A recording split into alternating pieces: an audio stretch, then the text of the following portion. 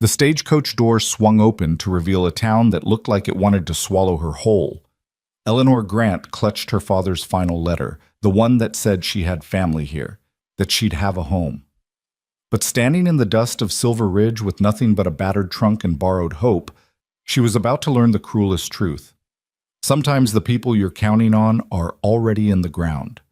This is the story of a girl who lost everything twice, and the cowboy who taught her that sunset isn't always an ending. Stay with me until the very end, and drop a comment with your city name. I want to see how far Eleanor's story travels across this world of ours. The wheels of the westbound stage had been grinding through Colorado dust for 3 days straight, and Eleanor Grant had spent every mile of it trying not to think about what she was leaving behind. Philadelphia felt like another lifetime now. The brick townhouse on Chestnut Street, the carefully tended rose garden her mother had loved, the parlor where she'd taken tea with girls whose biggest worry was whether their silk gloves matched their afternoon dresses. All of it was gone. Sold to pay her father's debts after the consumption finally took him last winter. She pressed her forehead against the coach window, watching the landscape transform from cultivated fields to something wild and untamed. The mountains rose in the distance like broken teeth, purple and imposing against a sky so vast it made her chest ache. Everything here was bigger, harder, more honest in its brutality than anything she'd known back east. "Silver Ridge, miss." The driver's voice cut through her reverie as the coach lurched to a stop. "End of the line!" Eleanor gathered her skirts, good wool but dusty now and travel-worn, and accepted the driver's weathered hand as she stepped down. Her boots hit the street and dust plumed around her ankles. The town spread before her like a rough sketch, all wooden storefronts and muddy thoroughfares, so different from Philadelphia's cobblestones and gas lamps that it might as well have been another country. "Your trunk, miss." The driver heaved her belongings onto the wooden sidewalk with a thud that seemed to echo her heart. Everything she owned in the world, reduced to one battered leather trunk. "Thank you." She pressed a coin into his palm, one of her last, and watched him climb back onto the coach. Within moments, he was gone, the stage rolling away in a cloud of dust, and Eleanor stood alone in a town where she knew absolutely no one. Except she did know someone. Uncle William, her father's younger brother who'd come west 15 years ago, chasing silver and cattle, who'd written faithfully for a while before the letters grew sporadic and finally stopped. But he was blood. He was family. And when her father's lawyer had helped her draft that letter, the one explaining her circumstances, asking if she might come stay until she found her footing, she'd prayed harder than she'd ever prayed for anything that he would say yes. No reply had come before she'd had to leave Philadelphia. But she'd taken that as a sign to come anyway. Desperation had a way of making you brave, or at least making you move when staying still meant starvation. The afternoon sun beat down as she looked up and down the street, trying to get her bearings. A saloon door swung open, releasing a burst of laughter and the sour smell of whiskey. 2 men stumbled out, already drunk though it couldn't be past 4 o'clock. They noticed her standing there and their eyes tracked over her in a way that made her skin crawl. "Well now, what do we have here?" The taller one grinned, revealing gaps in his teeth. "Ain't seen a lady like you in Silver Ridge before." Eleanor lifted her chin. "I'm looking for William Grant's property. Could you direct me?" They exchanged glances, and something passed between them that made Eleanor's stomach drop even before the shorter man spoke. "Grant? Old Bill Grant?" "Yes, my uncle." The tall man's grin faded. "I'm sorry to tell you this, miss, but old Bill died last month. Pneumonia took him fast." The words hit her like a physical blow. Eleanor's hand found the lamppost beside her, steadying herself. That's not possible. I wrote him. I told him I was coming." "Mail's slow out here," the shorter man said, his voice gentler now. "Real sorry for your loss, miss. Your uncle was a decent man when he was sober." When he was sober? The words hung in the air like smoke. Eleanor tried to process this new information, tried to reorder the world that had just shifted beneath her feet again. Uncle William was dead. The one person who might have helped her, who might have given her a place to land, was in the ground. "His property," she managed, her voice sounding far away even to her own ears. "What happened to his ranch?" The men exchanged another look. "Banks got claim to most of it," the tall one said. Old Bill had debts. Drank more than he ranched toward the end, if we're being honest. Place is still standing, I suppose, but it ain't much good to anyone now. Eleanor nodded numbly. Thank you for the information. She turned away before they could see the tears threatening to spill over. Behind her, she heard them shuffling off, their voices dropping to murmurs. Probably talking about her, about the foolish girl from back east who'd come all this way for nothing. The street swam in front of her eyes. Eleanor blinked hard, forcing the tears back. She would not cry. Not here, not in front of this rough town full of strangers. She'd survived her mother's death when she was 12. She'd survived nursing her father through his final months, watching him waste away until he was nothing but bones and rattling breath.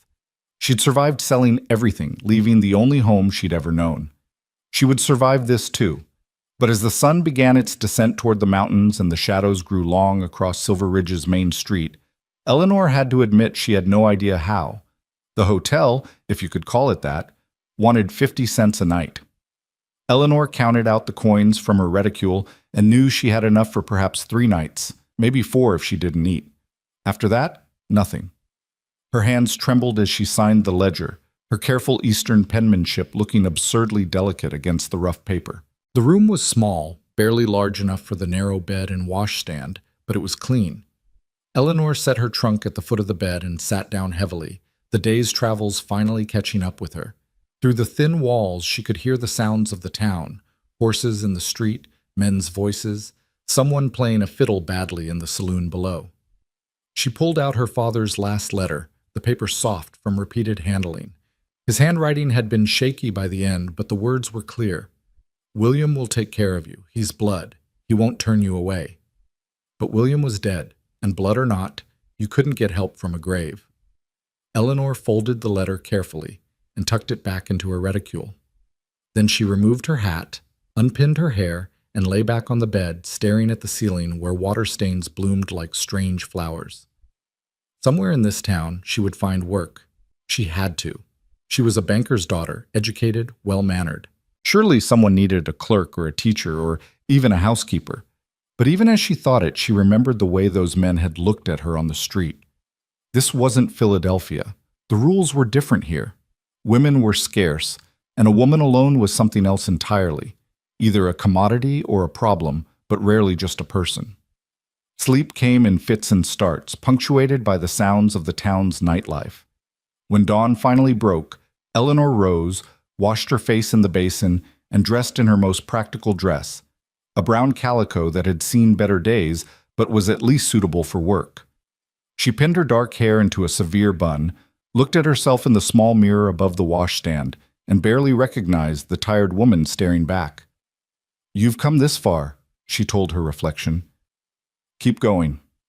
The cafe sat at the end of Main Street, a squat wooden building with steam rising from its chimney and the smell of frying bacon drifting out the open door. Eleanor had walked past it 4 times yesterday, noting the help wanted sign in the window, before she'd finally gathered the courage to enter. Inside, the place was packed with miners and ranch hands, men in dusty clothes hunched over plates of eggs and potatoes. The noise was deafening, the clatter of dishes, the scrape of chairs, voices raised to be heard over the general din. Behind the counter, a woman with graying hair pulled back in a bun moved with efficient speed, pouring coffee and calling orders back to the kitchen. Eleanor waited by the door until the woman noticed her. Their eyes met across the crowded room, and the woman's gaze traveled over Eleanor's neat dress, her carefully pinned hair, her obvious foreignness to this place. "Help you?" the woman called out. Eleanor threaded her way between tables, conscious of the eyes following her. "I'm looking for work. I saw your sign."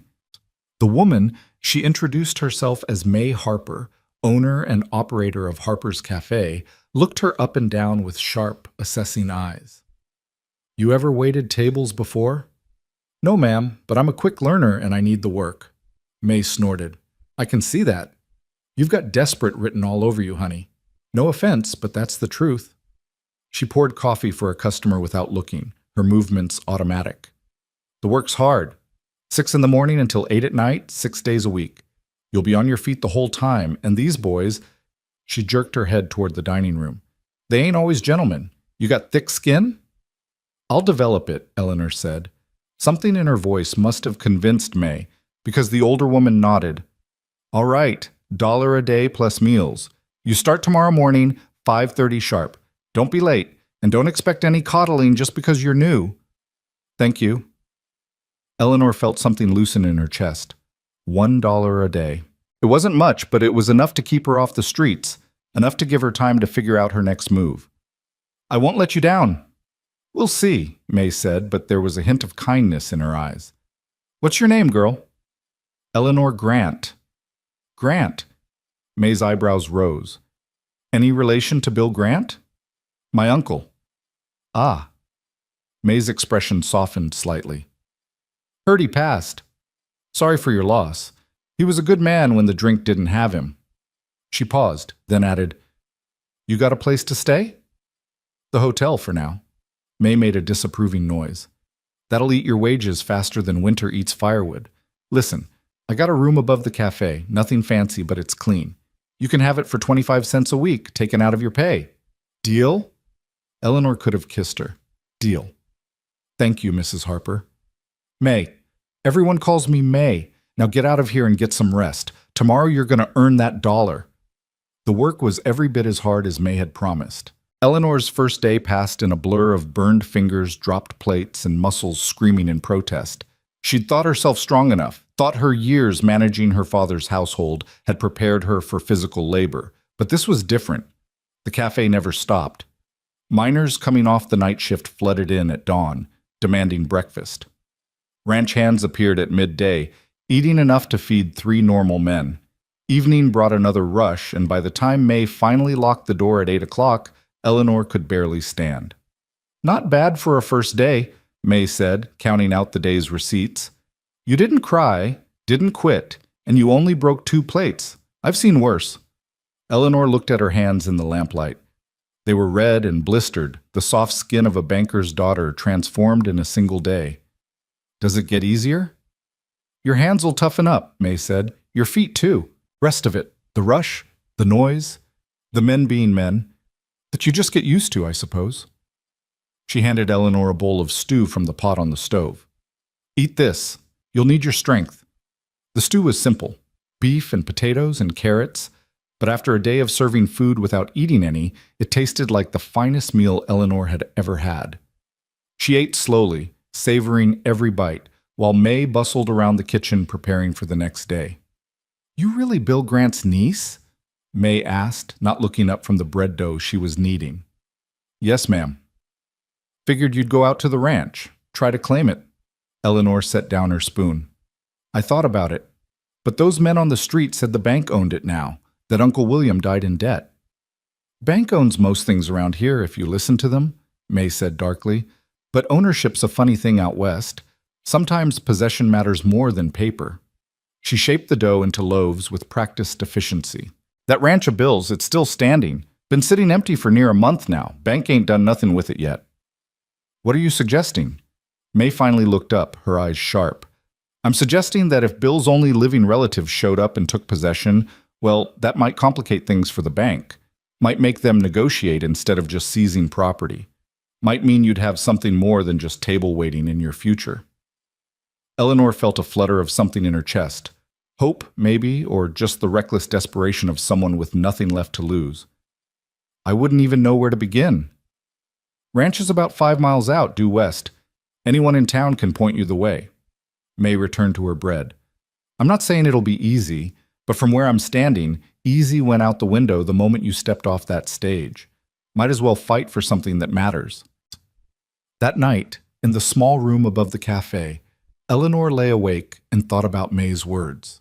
The ranch, her uncle's land, her family's claim, however tenuous, to a place in this harsh country. She'd spent the last year watching everything slip through her fingers. Her mother's jewelry sold to pay for medicine, her father's books auctioned off for pennies on the dollar, the house itself claimed by creditors.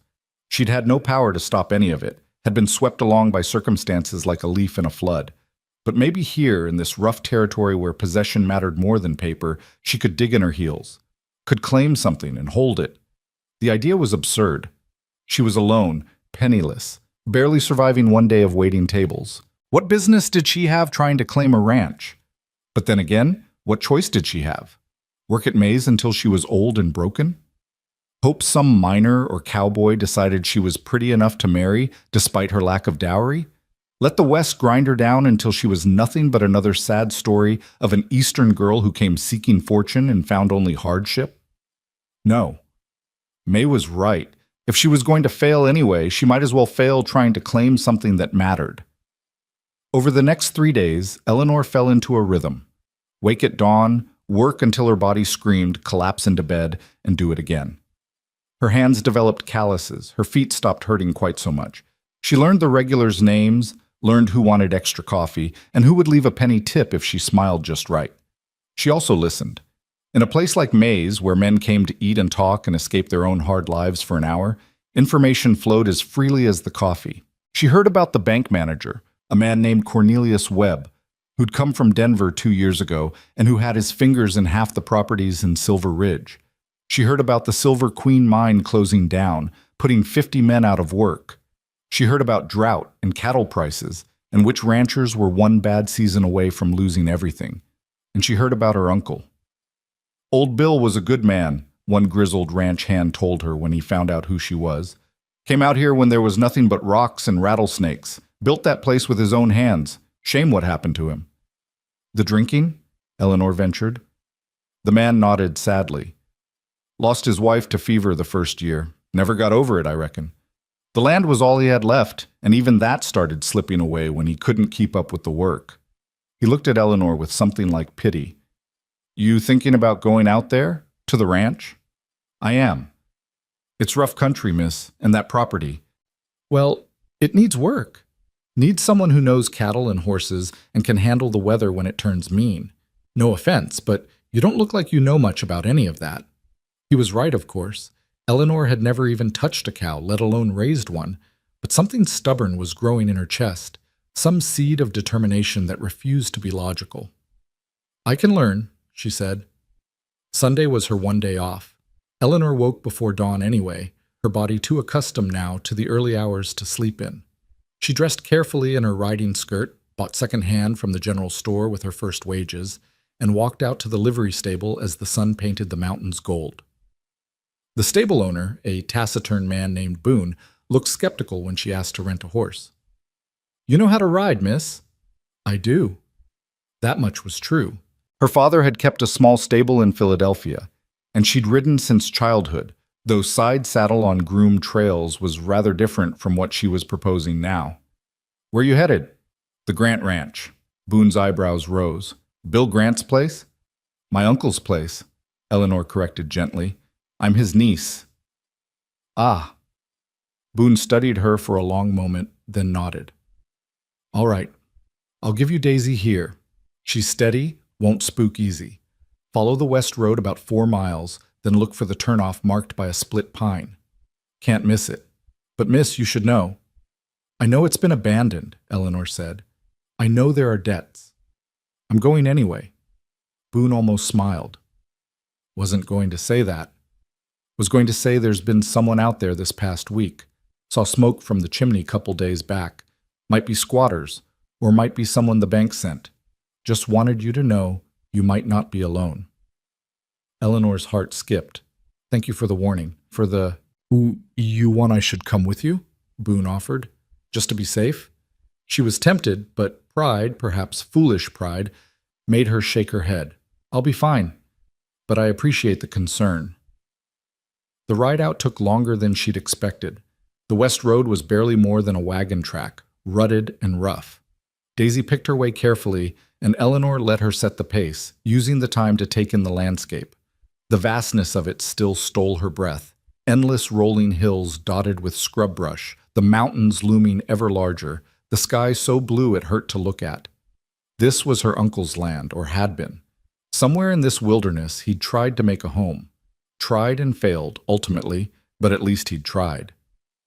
The split pine appeared like Boone had said, a lightning-struck tree marking an even rougher path heading north. Eleanor guided Daisy onto it, and within a quarter mile she saw the ranch. It was smaller than she'd imagined, more humble. A single-story house with a covered porch, weathered gray by the elements. a barn that leaned slightly to one side, a corral with sagging fences. But beyond it, stretching out toward the foothills, was land, acres and acres of it, empty and waiting. And Boone had been right. Smoke rose from the chimney. Eleanor's hands tightened on the reins. She should turn back, should come back with the sheriff, or at least with someone who knew how to handle squatters. But something pushed her forward, the same reckless determination that had brought her here in the first place. She dismounted at the edge of the yard, tying Daisy to what remained of a hitching post. The house looked both abandoned and lived in at once. Overgrown grass around the foundation, but fresh boot prints in the dust of the porch. "Hello?" she called out. "Is anyone here?" Silence. Then the creak of a door. A man stepped out onto the porch, and Eleanor's breath caught. He was tall, lean, with the weathered look of someone who'd spent his life outdoors. Dark hair touched with gray at the temples, sharp eyes that assessed her in one quick sweep. He wore work clothes, canvas trousers, a worn cotton shirt, a leather vest, and there was a revolver on his hip that made Eleanor's mouth go dry. "This is private property," he said, his voice low and rough. "You're trespassing." Eleanor lifted her chin, channeling every ounce of confidence she didn't feel. "Actually, you're the one trespassing. This land belonged to William Grant. I'm his niece, Eleanor Grant, and I'm here to claim what's mine." The man's eyes narrowed. He stepped off the porch, moving with the kind of casual grace that spoke of strength held in check. Up close, Eleanor could see he was younger than she'd first thought. Perhaps in his early 30s, though the sun and hard living had etched lines around his eyes and mouth. "Bill Grant's niece," he repeated, as if testing the words. "He never mentioned you." "We lost touch," Eleanor admitted. "But blood is blood. I have a right to be here." "Rights." The man's lips quirked in something that wasn't quite a smile. "Interesting concept. Bank seems to think they have rights to this place, too. You got a deed? Proof of ownership?" "I have a telegram informing me of my uncle's death. I have letters he wrote to my father. I have—" She faltered, because what did she have, really? Nothing but the word of a dead man's daughter. The man studied her for a long moment. Then, surprisingly, he stepped aside. "You'd better come in. Name's Jonas Hale. I worked for your uncle the last 2 years." Eleanor followed him into the house, her heart pounding. The interior was dim and dusty, furnished with simple wooden furniture that had seen better days, but someone had been living here. There was fresh coffee on the stove, a bedroll in the corner, the smell of wood smoke and bacon. "You've been staying here," she said, "for about a week now." Jonas poured 2 cups of coffee without asking if she wanted any. "After Bill died, the place sat empty. Bank sent someone to assess it, but they haven't moved to sell yet. Figured I'd keep an eye on things until they did."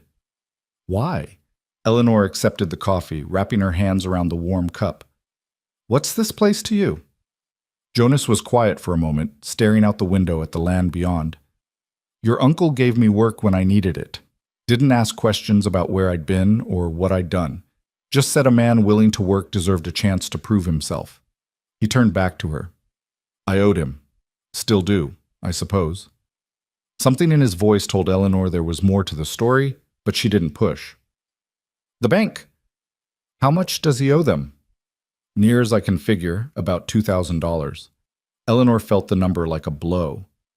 $2,000 might as well have been $2 million for all her ability to pay it. That's impossible." "Yeah." Jonas took a long drink of his coffee. "I figured. So what's your plan here, Miss Grant? You going to charm the bank manager into forgiving the debt?" She bristled at his tone. "I'm going to figure something out. This land is my inheritance, however burdened. I'm not just going to hand it over without a fight." "A fight?" Jonas shook his head. "You know anything about ranching? About raising cattle, or breaking horses, or surviving a Colorado winter when the snow pile's 6 feet high?" "No," Eleanor admitted. "But I can learn. I'm stronger than I look." He studied her with those sharp eyes, and Eleanor had the uncomfortable feeling he was seeing right through her, the calluses just forming on her soft hands, the desperation she was trying so hard to hide, the fear that she was in over her head. "You're stubborn, I'll give you that," he said finally. "But stubborn won't keep you alive out here." He set down his coffee cup. Look, I'll be straight with you. This place is barely hanging on. Your uncle let it go to seed these past few years. The fences need mending, the well needs work. The cattle, what's left of them, are scattered across 3 counties. Even if you could somehow pay off the bank, you'd be looking at a year of backbreaking work just to get this place functional again. Then I'll do a year of backbreaking work, Eleanor said. I have nothing else, Mr. Hale. No family, no fortune, no prospects. This ranch is all that's left of my uncle, all that's left of any connection to my father. I may fail, I probably will fail, but I have to try. Jonas was quiet for a long time. Then, unexpectedly, he nodded. All right, I'll help you. Eleanor blinked. What? I said I'll help you. Your uncle gave me my start. I'd like to see his bloodkin keep what's his. He held up a hand before she could speak.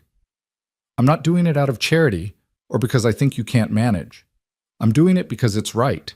Bill deserved better than having his life's work parceled off to pay for whiskey he drank trying to forget his pain. If there's a chance to save this place, even a slim one, I figure we owe it to him to try. We, Eleanor repeated softly. We. Jonas extended his hand. Partners, I suppose. Until the bank takes it, or until we somehow pull off a miracle. Either way, at least we'll have tried.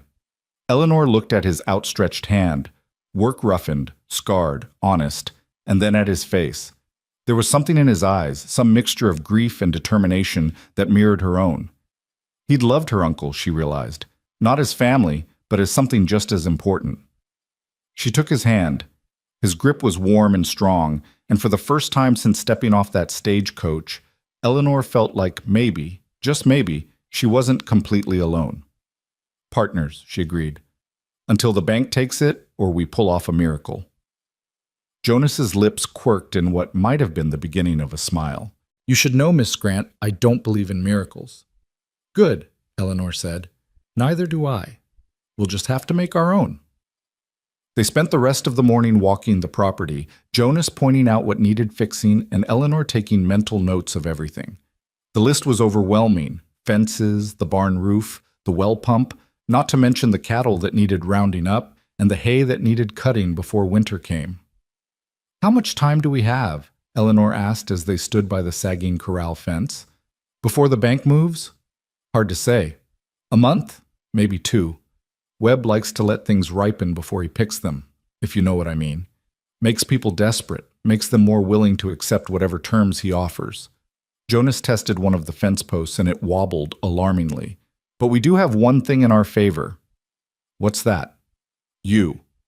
At her confused look, he elaborated. Webb thought he was dealing with the dead man's debts, easy to collect or write off. Now Bill Grant's niece shows up, claiming inheritance. That complicates things legally, gives us leverage to negotiate, maybe buy some time. Eleanor felt a spark of hope. You think it will work? I think it's worth trying. Jonas pulled a bent nail from his pocket and hammered it back into place with a rock. But you need to understand what you're signing up for, Miss Grant. If we do this, if we really fight for this place, it's going to be hard, harder than anything you've done so far. You'll be working dawn to dusk, no breaks, no mercy. The town will talk, Webb will push back, and there's a good chance we'll lose anyway. Eleanor looked out across the land at the mountains rising in the distance, at the empty spaces waiting to be filled with something. Purpose, maybe, or just the simple satisfaction of having tried. I understand, she said, and I'm still in. Jonas nodded slowly. Then we start tomorrow. You'll need different clothes. Can't mend fences in a dress like that. Boots, too, proper ones. And gloves, though your hands will still blister. I'll manage. I believe you might. This time his smile reached his eyes. Against all reason and common sense, Miss Grant, I believe you just might. As the sun began its descent, Eleanor rode back to town, her mind churning with plans and fears in equal measure. She'd done it. She'd claimed her uncle's ranch, found an ally in Jonas Hale, and committed herself to a path that was probably foolish and definitely terrifying. But for the first time since her father died, she felt like she was moving towards something instead of just running away from loss. May was waiting when she returned to the cafe, eyebrows raised. Well? How'd it go? There's a man living there, Jonas Hale. He worked for my uncle. I know Jonas, May said, her expression softening. Good man. Quiet. Keeps to himself, but good. He giving you trouble? No. Actually, he's offered to help. Eleanor sank into a chair, suddenly exhausted. May, I'm going to try to keep the ranch. I know it's crazy. I know I'll probably fail, but you have to try, May finished. I get it, honey. And for what it's worth, I think old Bill would be proud. She poured Eleanor a cup of tea. You'll still need to work here, though. Can't fight banks on an empty stomach. I know. I was thinking, could I work half days? Early mornings, then out to the ranch by noon? I'll take a pay cut, whatever you think is fair. May considered. Tell you what, you work mornings, breakfast rush, 4 hours, but you work hard. 75 cents a day instead of $1. Deal? Deal. Eleanor felt tears prickling her eyes. Thank you, May. For everything. Don't thank me yet. You got a hard road ahead, girl, but at least you won't be walking it hungry.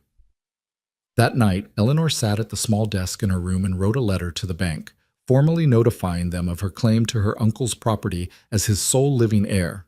The words came slowly, carefully chosen. She had no legal training, but she'd helped her father with correspondence for years. She knew how to sound confident even when terrified. When she finished, she sealed the letter and set it aside for morning. Then she pulled out her father's letter one more time, reading the familiar words by lamplight. William will take care of you. He's blood. He won't turn you away. Her father had been wrong in the end. William couldn't take care of her, couldn't help her, because he was gone. But in a strange way, he was still giving her something. A chance, however slim. A piece of land that was hers by blood, if not yet by law. A possibility.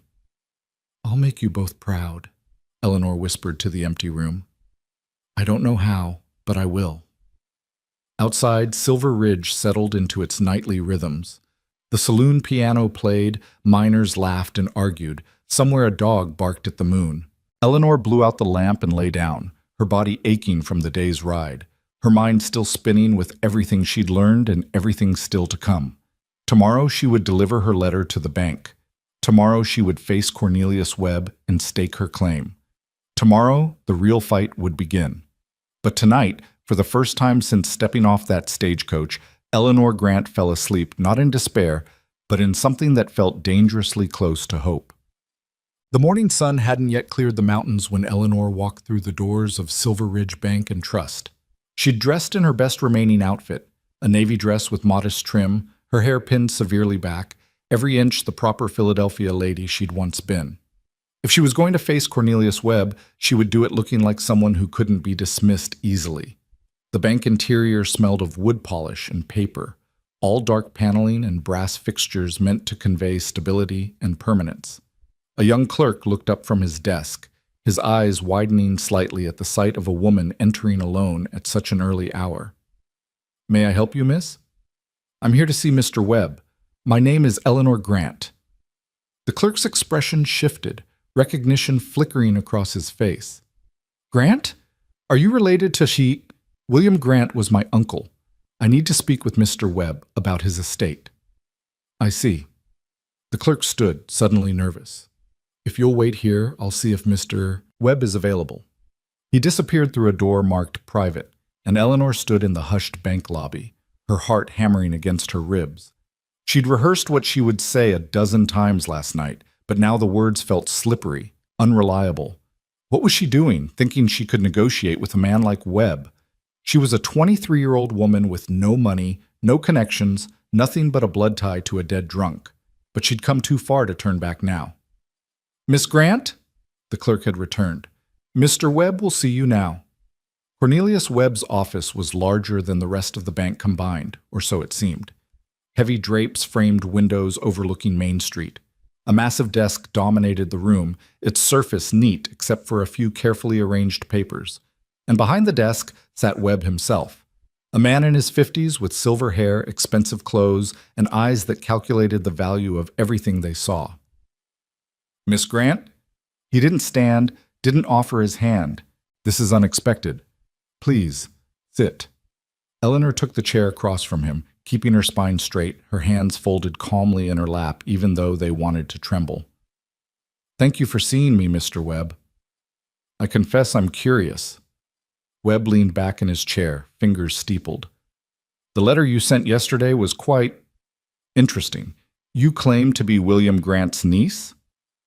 "I am his niece, his brother's daughter. I have documentation if you require it." "Documentation?" Webb's smile didn't reach his eyes. "Yes, I suppose we should establish that first. After all, anyone could claim a relationship to a dead man." Eleanor reached into her reticule and pulled out the papers she'd prepared. Her father's death certificate showing him as William Grant's brother.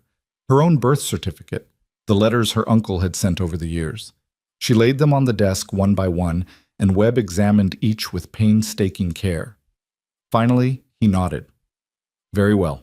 It appears you are who you claim to be." He set the papers aside. "However, Miss Grant, I'm not sure what you hope to accomplish here. Your uncle died owing this bank a considerable sum, $2,300 to be precise. The property barely covers that debt. There's nothing left to inherit." "The property is my inheritance regardless of the debt," Eleanor said, keeping her voice steady.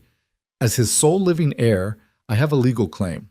I'm prepared to negotiate terms for satisfying the debt, but I won't simply hand over my family's land without a fight." Webb's eyebrows rose slightly, the first sign of genuine surprise. "Negotiate? Miss Grant, with what exactly do you propose to negotiate? Forgive my bluntness, but you appear to have no resources whatsoever." "I have time and determination. I'm prepared to work the land, to bring it back to profitability, to pay off the debt gradually, if you'll extend the terms." "You." But Webb's tone made it clear what he thought of that idea. "You're going to run a cattle ranch? A young woman from, where was it, Philadelphia? With no experience, no capital, no prospects?" Heat rose in Eleanor's cheeks, but she held his gaze. "I have help. Jonas Hale has agreed to stay on and assist with the operation. And I'm a fast learner, Mr. Webb. I may not know ranching now, but I will." "Jonas Hale." Webb's expression darkened. "Yes, I've heard he's been squatting on the property. That will need to stop immediately." "He's not squatting. He's working as my foreman." "Your foreman." Webb stood abruptly, moving to the window.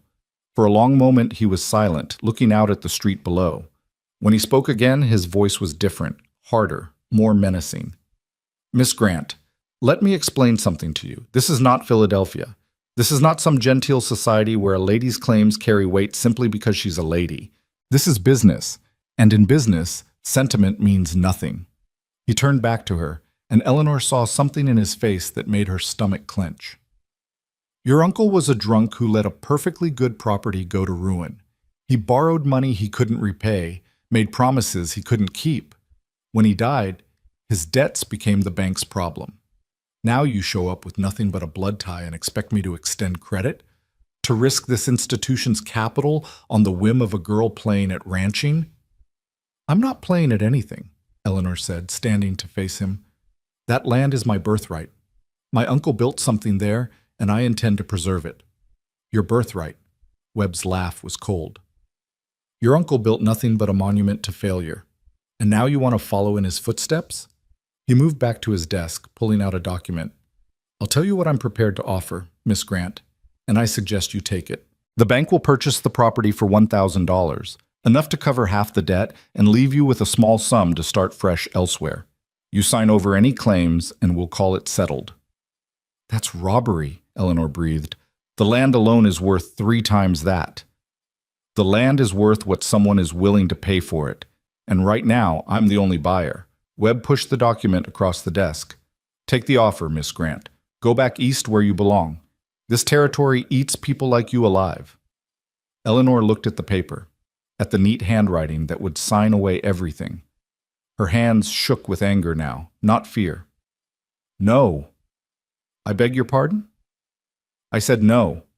I'm not selling. I'm not giving up. You want that land, Mr. Webb? You'll have to take it from me legally, and I promise you I'll fight every step of the way." She gathered her papers, shoving them back into her reticule. "I may be just a girl from Philadelphia with no experience, but I'm also William Grant's heir, and I have rights under territorial law, rights I intend to exercise. Webb's face had gone hard as stone. You're making a mistake.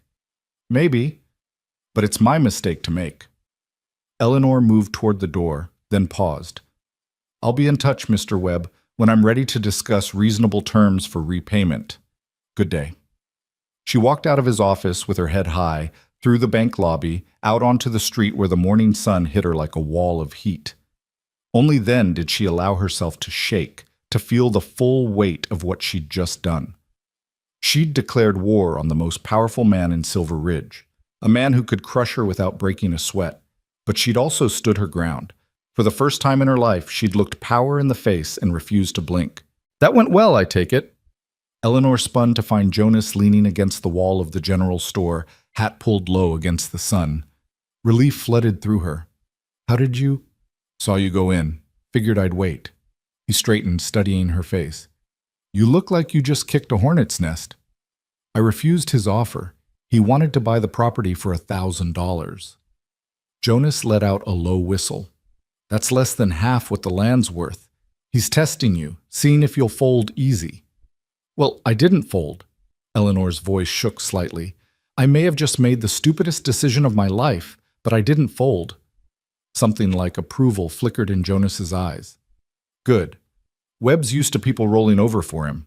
About time someone pushed back. He glanced up at the sun. You done with your shift at Mays? Yes. I worked the breakfast rush. Then let's get out to the ranch. We've got work to do, and if you've just declared war on Webb, we better make damn sure we have something worth fighting for. They rode out together, Eleanor on Daisy and Jonas on a rangy gelding he called Smoke. The morning had grown hot, and dust rose in small clouds from the horses' hooves. Neither of them spoke much. Eleanor was still processing the confrontation with Webb, and Jonas seemed content with silence. But as they crested the rise that overlooked the ranch, Jonas pulled up his horse. Before we get down there, you need to understand something. He looked at her directly, his expression serious. Webb's not going to take this lying down. He'll push back, and when he does, it won't be gentle. You sure you're ready for that?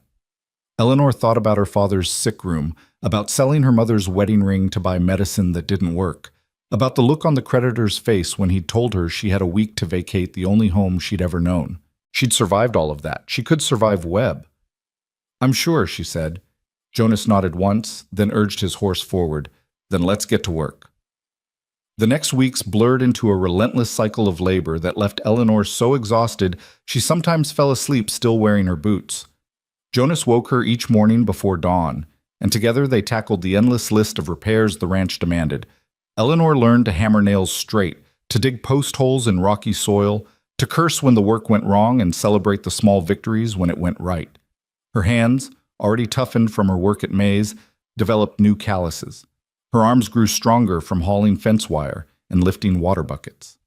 The soft Philadelphia lady disappeared layer by layer, replaced by someone harder, more capable, forged by necessity and determination. Jonas proved to be a patient teacher, though he had no tolerance for self-pity or excuses. When Eleanor struggled to lift a heavy beam, he showed her how to use leverage instead of strength. When she nearly gave up on fixing the barn door, he simply said, Your uncle built this whole barn by himself. You can fix one door. And she did. You're learning, Jonas said one afternoon as they surveyed a newly repaired section of fence. Faster than I expected, honestly. Eleanor wiped sweat from her forehead, leaving a streak of dirt in its wake. I told you I was a fast learner. You did. He handed her a canteen and she drank gratefully. But there's a difference between learning and doing, and you're doing it. That counts for something. The compliment warmed her more than it probably should have. Jonas was sparing with praise, which made it more meaningful when it came. They fell into a partnership that worked despite, or maybe because of, how different they were. Jonas knew the land, knew cattle, and horses and weather patterns. Eleanor brought organization and planning, keeping careful records of their progress and expenses. She had a head for numbers that surprised him. You worked as a clerk or something back east? He asked one evening as she tallied their meager supplies. I helped my father manage his accounts. Banking runs in the family, apparently. She smiled wryly. though I seem to have inherited none of the capital that usually goes with it. Capital's overrated. Skills last longer. Jonas poured coffee for both of them, a nightly ritual they'd developed. Your father, he was Bill's brother? Yes, the older brother. The responsible one who stayed east and built a proper life. Eleanor's voice softened. They were close once, before Uncle William left. My father used to tell me stories about their childhood, about how William was always the adventurous one, always dreaming about the frontier. Sounds like Bill. He loved this land even when it broke his heart. Jonas stared into his coffee. He ever tell you about his wife, Sarah? No? We'd lost touch by then. She was something special. Came out here with him, worked as hard as any man. Then fever took her that first winter, and Bill, well, he never recovered. Took to drinking to quiet the grief, and the drinking took everything else. Eleanor was quiet for a moment. Is that why you stayed? Even after he couldn't pay you properly? Jonas looked up, surprised by her perception. Part of it. Bill gave me work when I needed it most, no questions asked. But it was more than that.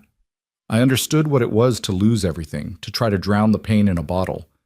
Figured the least I could do was keep him from losing the last thing he had. The ranch. The ranch. Jonas set down his cup. Now it's yours, for whatever that's worth. But Eleanor, it was the first time he'd used her given name, and something shifted in the air between them. You should know that Webb's been asking questions in town. About you, about me, about what we're doing out here. He's building a case. A case for what? For claiming you're not fit to manage the property, that you're just a girl playing at ranching while the land continues to deteriorate. Jonas's expression was grim. He's looking for ammunition to force a sale or seizure. Fear fluttered in Eleanor's chest, but she pushed it down. Then we'll have to prove him wrong. We'll work harder, show more progress. What's next on the list? The cattle.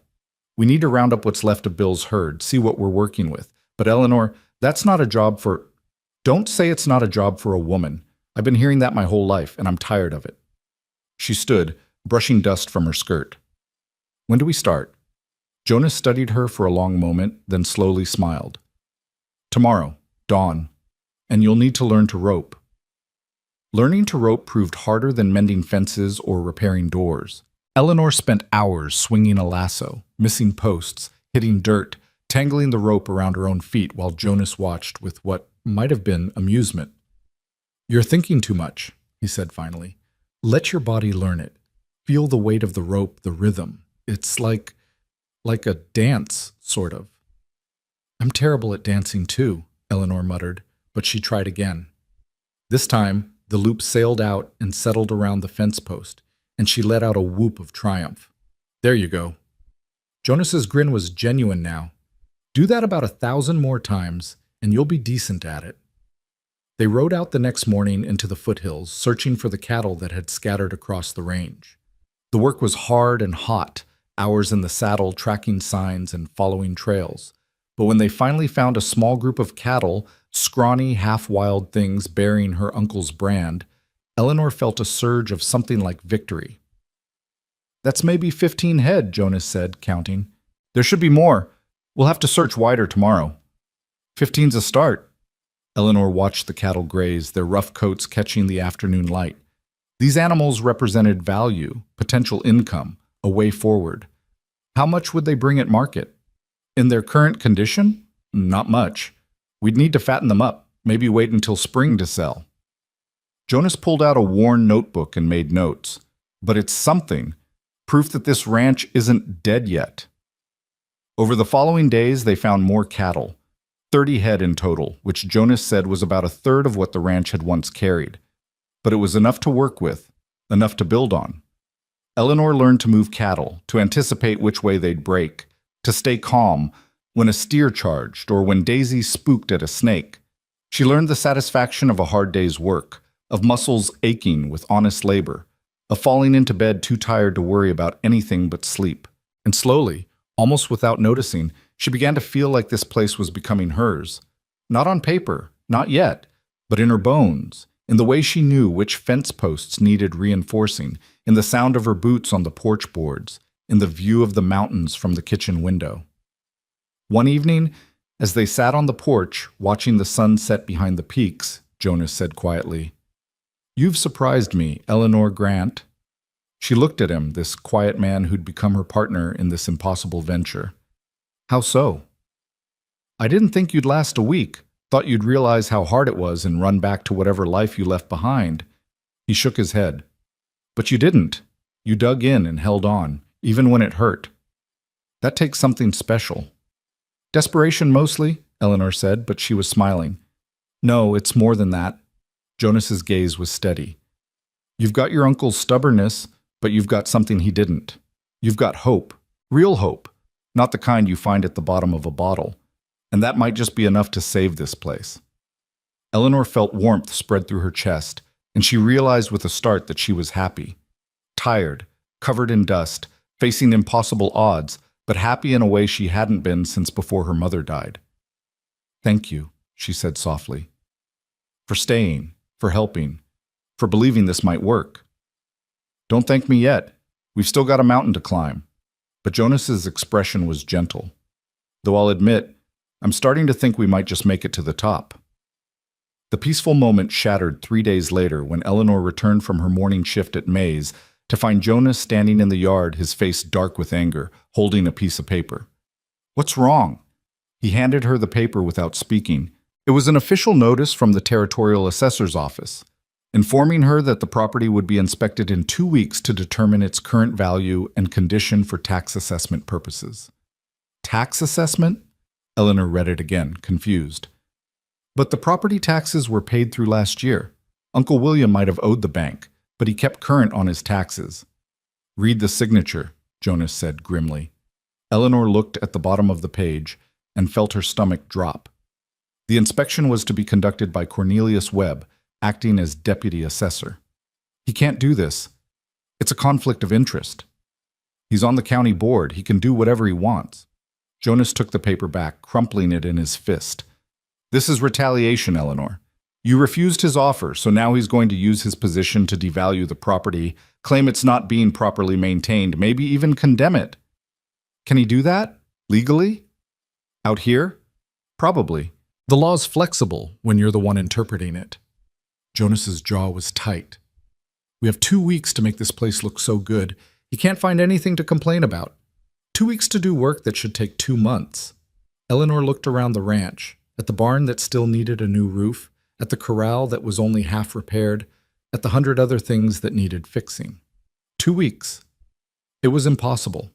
But then again, everything about this venture had been impossible from the start.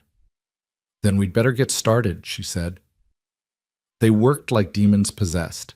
Jonas brought in help, a couple of ranch hands who'd known her uncle and were willing to work for promises of future payment. May contributed her Sunday afternoons, bringing food and pitching in where she could. Even Boone from the livery showed up one day with lumber and said gruffly, "Heard you might need this." The community support surprised Eleanor. She'd felt so alone when she first arrived, but now she realized that Silver Ridge had been watching, waiting to see if she was serious. And seeing her determination, seeing her work herself to exhaustion day after day, some of them had decided to help. "Small towns remember kindness," May explained as they painted the barn one afternoon. "Your uncle helped a lot of folks when they were down. Gave work when work was scarce, let debt slide when times were hard. These people haven't forgotten." Eleanor felt tears prick her eyes. Her uncle hadn't been perfect. The drinking, the debts, the slow surrender to grief. But he'd been good to his neighbors, and now his neighbors were being good to his niece. "I wish I'd known him," she said softly. "Really known him, not just through childhood letters." "He'd have liked you," May said with certainty. "Would have been proud of what you're doing here." As the inspection date approached, Eleanor barely slept. Every evening after working at the ranch all day, she sat up late by lamplight, preparing documentation, records of repairs made, lists of livestock and equipment, projections for future productivity. If Webb wanted to paint her as an incompetent girl playing at ranching, she'd show him exactly how competent she was. Jonas found her one night past midnight, still writing. "You need to rest," he said, concern in his voice. "I will. After the inspection." She didn't look up from her ledger. "These numbers have to be perfect, Jonas. He'll look for any mistake, any excuse." Eleanor.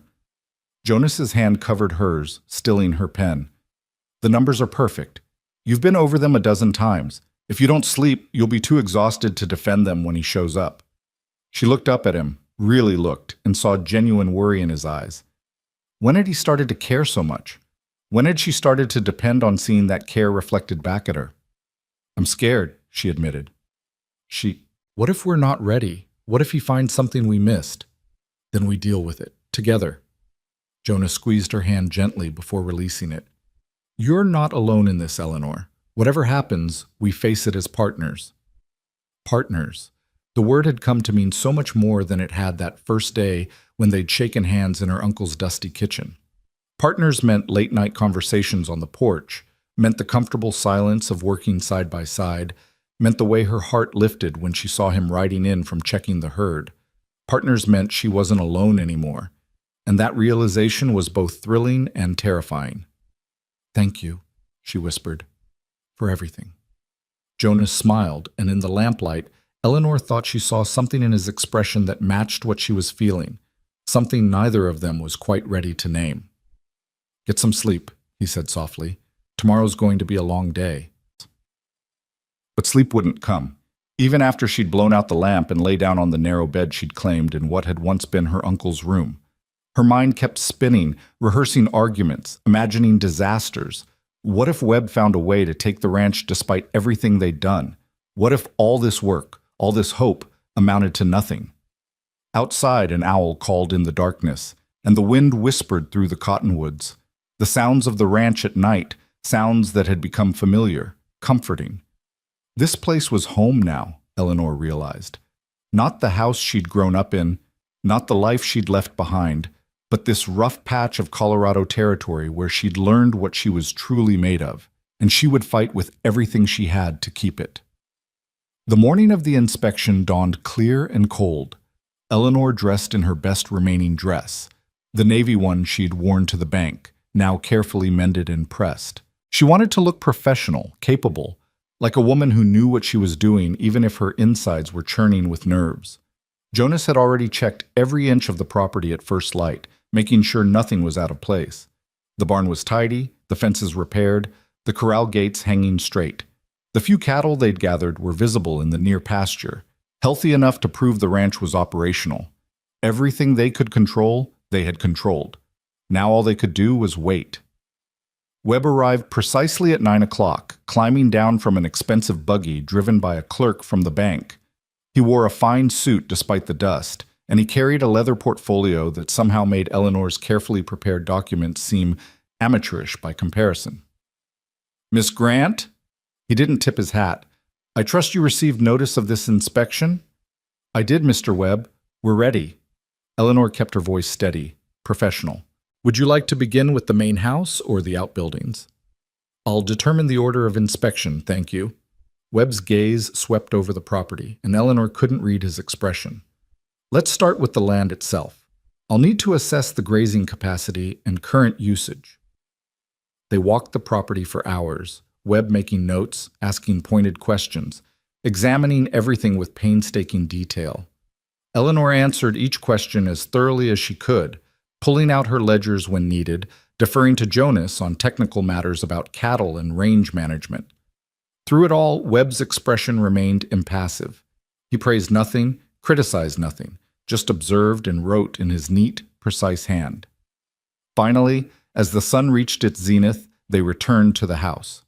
Webb sat at the kitchen table and spread out his papers, and Eleanor felt like she was waiting for a judge to pronounce sentence. I've completed my assessment, Webb said without preamble. The property is being maintained at a basic level. Repairs have been made to essential structures. Livestock numbers are below historic averages, but not critically low. Eleanor's heart lifted slightly. That wasn't condemnation. That was acknowledgement of their work. But Webb wasn't finished. However, he continued, and Eleanor's hope crashed. I have serious concerns about the long-term viability of this operation. The improvements made are minimal, barely enough to keep the property from complete deterioration. The livestock operation is clearly not profitable at current scale. And most importantly, the management lacks the expertise and capital necessary for true success. That's not fair, Eleanor said, her voice shaking with anger. We've done everything possible with the resources available. The ranch is operational. The debts are being addressed. The debts. Webb looked up, his eyes cold. Yes, let's discuss those. Your uncle owed this bank $2,300. Interest continues to accrue. You've made no payments, proposed no concrete repayment plan. Instead, you've been playing at ranching while the debt grows larger. I've been working to restore the property's value, Eleanor shot back. A property worth far more than the debt if properly developed. I've been documenting everything, building a case for extended terms. Extended terms require collateral, Miss Grant. What exactly are you offering beyond land already pledged against the original loan? Webb closed his portfolio with a decisive snap. I'm afraid my assessment will reflect my concerns about mismanagement and lack of viability. The county board will receive my recommendation that this property be sold to satisfy outstanding debts. You can't do that. Eleanor stood, her hands balled into fists. You're using your position to steal my family's land because I refused your insulting offer. I'm performing my duty as deputy assessor. Webb stood as well, towering over her. If you wish to dispute my findings, you're welcome to appear before the county board at their next session in 3 months. 3 months. By then the bank could foreclose, sell the property, make the whole question moot. And Webb knew it. This is corrupt, Eleanor said, her voice shaking. Everyone in Silver Ridge will know what you're doing. Everyone in Silver Ridge knows that your uncle was a drunk who couldn't manage a successful operation. They'll see you as a misguided girl trying to hold on to something beyond her capabilities. Webb moved toward the door. My advice stands, Miss Grant. Take what you can get now before you lose everything. I'm offering you that mercy one final time. Get out, Eleanor said quietly. I beg your pardon? Get out of my house, off my land, now. Eleanor's voice was steel. You've completed your inspection. You're no longer welcome here. Webb's expression hardened. You'll regret this stubbornness, Miss Grant. I promise you that. Maybe, but at least I'll regret it on my own terms. Eleanor held his gaze until he looked away first, then watched as he stalked out to his buggy. Only after the dust from his departure had settled did Eleanor allow herself to collapse into a chair, her whole body shaking. Jonas, who'd been standing silently by the door throughout the confrontation, moved to her side. He's going to take it, Eleanor whispered. All this work, everything we've done, and he's going to take it anyway. Not without a fight, Jonas's voice was hard. We've got 3 months before the county board meets. That's 3 months to show real progress, to build support in town, to make it politically difficult for Webb to push this through. How, Jonas? We barely have money for supplies. How are we supposed to make 3 months of progress look like a success story? The cattle. We push them hard, fatten them up, sell them early at market. Won't get the best price, but it'll show cash flow, show we can generate income. Jonas was already thinking, planning, and we need allies on that county board. There's got to be someone who'll stand against Webb. Who? Everyone seems afraid of him. Not everyone. Jonas pulled out a chair and sat across from her. Tom Morrison, the rancher north of here. He's on the board, and he hated how Webb handled his brother's foreclosure 2 years back. If we can get him to see this as the same kind of overreach. Eleanor listened as Jonas outlined a strategy, his words washing over her like water over stone. She wanted to believe him, wanted to think they could somehow win this fight, but exhaustion was pulling at her, 3 weeks of relentless work catching up all at once. Eleanor. Jonas reached across the table, taking her hand. Look at me. She did, and saw determination burning in his eyes. We're not done. Not by a long shot. You hear me? Eleanor nodded, drawing strength from his conviction. We're not done. That's right. Now come on. We've got cattle to move and a miracle to make happen. As they stood and headed out to begin the next impossible task, Eleanor felt something inside her shift and harden. Webb thought he could break her with assessments and threats. He thought she'd fold under pressure. He was about to learn just how stubborn a Philadelphia banker's daughter could be when she had nothing left to lose and everything to fight for. The real battle was just beginning, and Eleanor Grant wasn't backing down. The days that followed Webb's inspection moved with brutal speed, each sunrise marking another day closer to the county board meeting that would decide the ranch's fate. Eleanor and Jonas drove themselves harder than ever, rising before dawn and working until they could barely see by lamplight. The cattle became their focus, their one shot at proving the ranch could generate real income. "We need them looking fat and healthy by mid-November," Jonas explained as they surveyed the small herd one morning. "That's when the autumn market runs in Denver. If we can show actual sales receipts, actual profit, it undercuts Webb's argument that this operation isn't viable." "How much weight do they need to gain?" Eleanor asked, studying the cattle with eyes that had learned to assess their condition over the past weeks. "Another 150 pounds each, ideally. We'll need to move them to better grazing, supplement with hay if we can afford it." Jonas pulled off his hat, wiping sweat from his forehead despite the cool morning air. "It's going to be close, Eleanor. Real close." Close became the theme of their existence. Close on time, close on money, close to the edge of collapse every single day. Eleanor worked her morning shifts at Mays, then rode straight out to the ranch, often not returning to town until after dark. Her body moved on autopilot, muscles remembering tasks her exhausted mind could barely process. But slowly, impossibly, progress emerged. The cattle began to fill out as they moved them to a better pasture Jonas knew about on the northern edge of the property.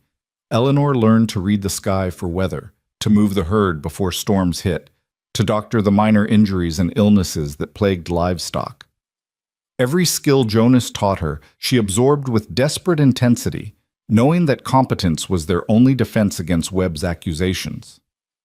May noticed the toll the work was taking. "You're running yourself into the ground, honey," she said one morning when Eleanor nearly fell asleep standing up over a pot of coffee. "You keep this pace. You'll be no good to anyone." "I don't have a choice," Eleanor said, forcing her eyes to stay open. 3 months, May. That's all the time we have to turn this around." "And what good will 3 months do if you collapse before then?" May pressed a cup of strong coffee into her hands. "Listen to me. You've got folks willing to help. Let them. We can't afford to pay." "Not everything's about money." May's voice was sharp. "Tom Morrison, he's got hands who know cattle. He might lend you some expertise. And there's others in town who'd pitch in for a day's work, especially if they knew it was to stand up to Webb." Eleanor looked at May, really looked at her, and saw the concern etched in the older woman's weathered face. "Why are you all helping me? You barely know me." "Because this ain't just about you anymore, girl. It's about whether Webb can use his position to steal whatever he wants from whoever he wants." May's eyes flashed. "Your uncle might have had his problems, but that land was his. And now it's yours by right. Folks around here have had enough of Webb's dealings. You're giving them a chance to push back." The words stayed with Eleanor as she rode out to the ranch that afternoon. She'd been so focused on her own fight, her own survival, that she hadn't seen the bigger picture. This battle wasn't just about one ranch or one woman's inheritance. It was about power and principle, about whether a man like Webb could simply take what he wanted because he controlled the money and the political machinery. Jonas was waiting when she arrived, and his expression told her something had happened. "What is it?" "Tom Morrison came by while you were in town." Jonas's voice was carefully neutral. "Heard about Webb's inspection, about what he's trying to do. He's not happy about it." Eleanor's heart leaped. "Will he help? Is he willing to stand against Webb at the board meeting?" "Maybe, but he wants to meet with you first, assess the situation himself. He's not going to stick his neck out unless he believes the operation is sound." Jonas met her eyes. "He's coming by tomorrow afternoon." Tomorrow? Eleanor felt panic flutter in her chest. One more test, one more person to convince. What do we need to do? How do we prepare? We show him the truth, the good and the bad, all of it. Jonas's expression was serious. Morrison's a straight shooter. He'll see through any attempt to prettify things. We tell him what we've done, what we're planning, and let him make his own judgment. That night, Eleanor barely slept again, running through scenarios and arguments in her mind. Tom Morrison was one of the largest ranchers in the territory, a man whose opinion carried weight. If he believed in their operation, it could tip the scales. If he didn't, they were finished. She was up before dawn, checking and rechecking the property, making sure everything was as good as it could be. Jonas found her in the barn, anxiously straightening already straight tools. "Eleanor, stop." His hand on her shoulder was gentle but firm. "It's good enough. Better than good. You've turned this place around in ways I wouldn't have believed possible 2 months ago. But what if Morrison doesn't see it that way? What if he looks at our small herd and our patched-together repairs and sees exactly what Webb sees? A failing operation run by an inexperienced woman. Then he's a fool, and his opinion doesn't matter. Jonas turned her to face him. But Morrison's not a fool. He's a rancher, and ranchers respect hard work and honest effort. That's what we've got here. That's what he'll see. Eleanor wanted to believe him, but doubt gnawed at her. Everything rode on this meeting, on convincing one man that they deserved a chance to succeed.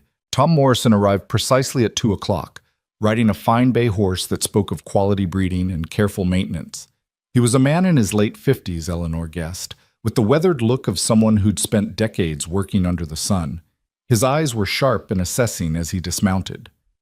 "Miss Grant, Jonas." He shook hands with both of them, his grip firm. "Appreciate you agreeing to meet." "Thank you for coming, Mr. Morrison," Eleanor said, fighting to keep her voice steady. "Would you like to see the property?" "I would, and call me Tom." "Mr. Morrison makes me feel older than I already am." They walked the ranch, Morrison asking pointed questions about water rights, grazing capacity, the condition of the soil. Unlike Webb, whose questions had felt like traps, Morrison seemed genuinely interested in understanding the operation. Eleanor answered as best she could, deferring to Jonas on technical matters, but making clear that she understood the business side of ranching. When they reached the pasture where the cattle grazed, Morrison spent a long time studying the herd in silence. Eleanor held her breath, trying to see what he saw, wondering if their 30 head looked pathetic compared to his operation. Finally, Morrison spoke. "Jonas tells me you've been moving them around, managing the grazing carefully." "Yes, sir. We're trying to fatten them up for the autumn market, show that we can generate income." Eleanor gestured to the cattle. "I know it's not much compared to what this ranch used to carry, but it's a start." "A start." Morrison nodded slowly. "That's all any of us had once. I came out here with 12 head 30 years ago. Now I run 2,000. He looked at her directly. "The question isn't how many cattle you have now, Miss Grant. It's whether you've got the grit to build from here." "I do," Eleanor said without hesitation. "I know I'm new to this. Know I've got more to learn than I could list. But I'm not afraid of hard work. And I'm not giving up this land without exhausting every possible option." Morrison's lips quirked in what might have been approval. "Webb came to see me last week, told me about his assessment, about his concerns regarding your management capabilities." Eleanor's stomach dropped. "I see. Said you were a city girl playing at ranching, that the property would be better served by a foreclosure and sale to someone with actual experience." Morrison's expression was unreadable. He suggested I should support his recommendation to the board. This was it then. Morrison had already been poisoned against her, had probably already decided before even coming here. Eleanor felt defeat wash over her, heavy and cold, but Morrison wasn't finished. "I told Webb he could go to hell." Eleanor's head snapped up. "What?" "I told him to go to hell," Morrison repeated, a grin breaking across his weathered face. "Webb's been using his position to acquire properties at below-market prices for 2 years now, squeezing desperate people until they've got no choice but to sell to him or his associates. I watched him do it to my brother, and I swore then I'd stop him if I ever got the chance." He looked at Eleanor with respect. "You're giving me that chance, Miss Grant." Relief flooded through Eleanor so powerfully she nearly staggered. "You'll support us at the board meeting?" "I will, but more than that, I'm going to help you make sure there's something worth supporting." Morrison turned to Jonas. "You'll need hay to keep those cattle gaining weight through autumn.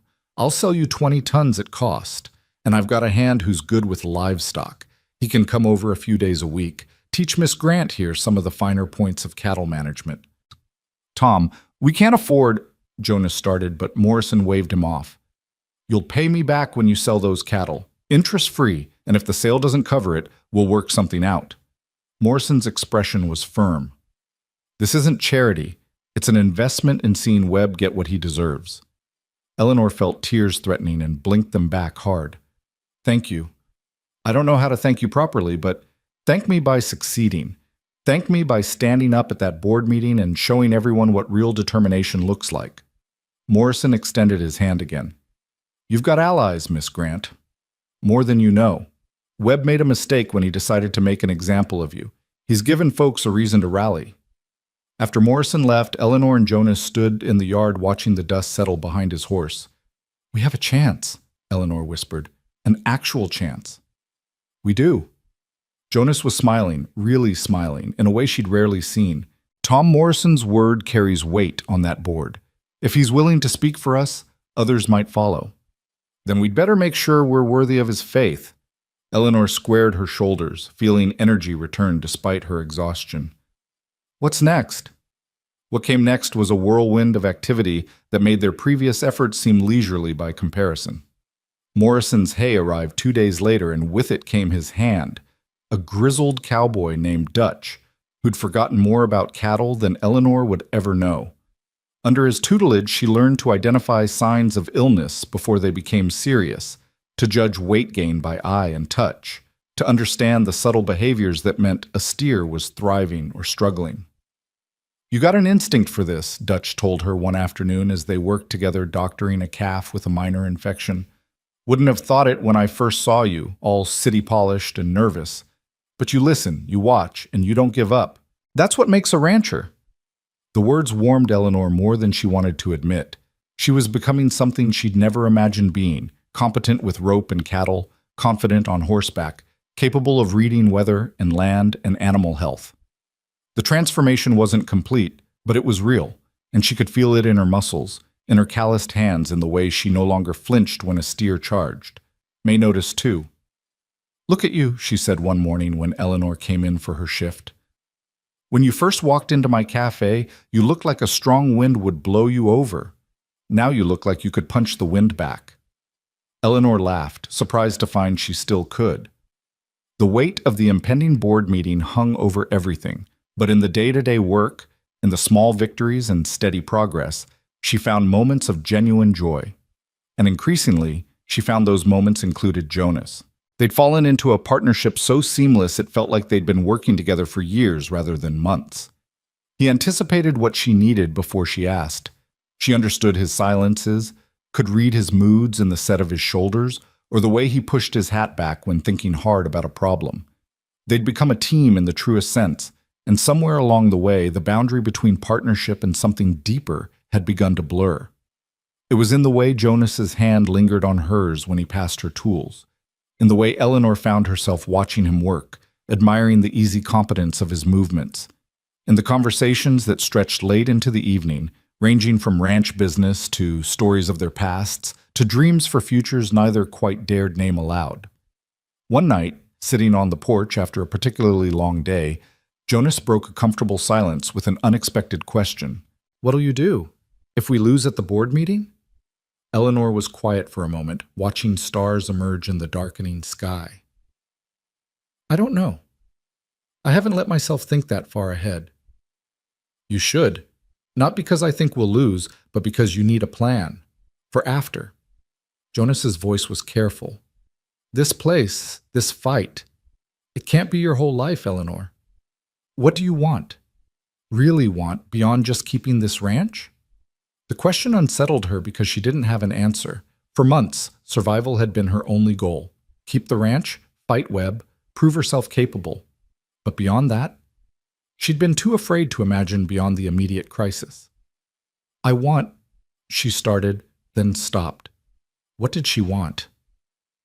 I want to build something lasting, not just survive, but thrive.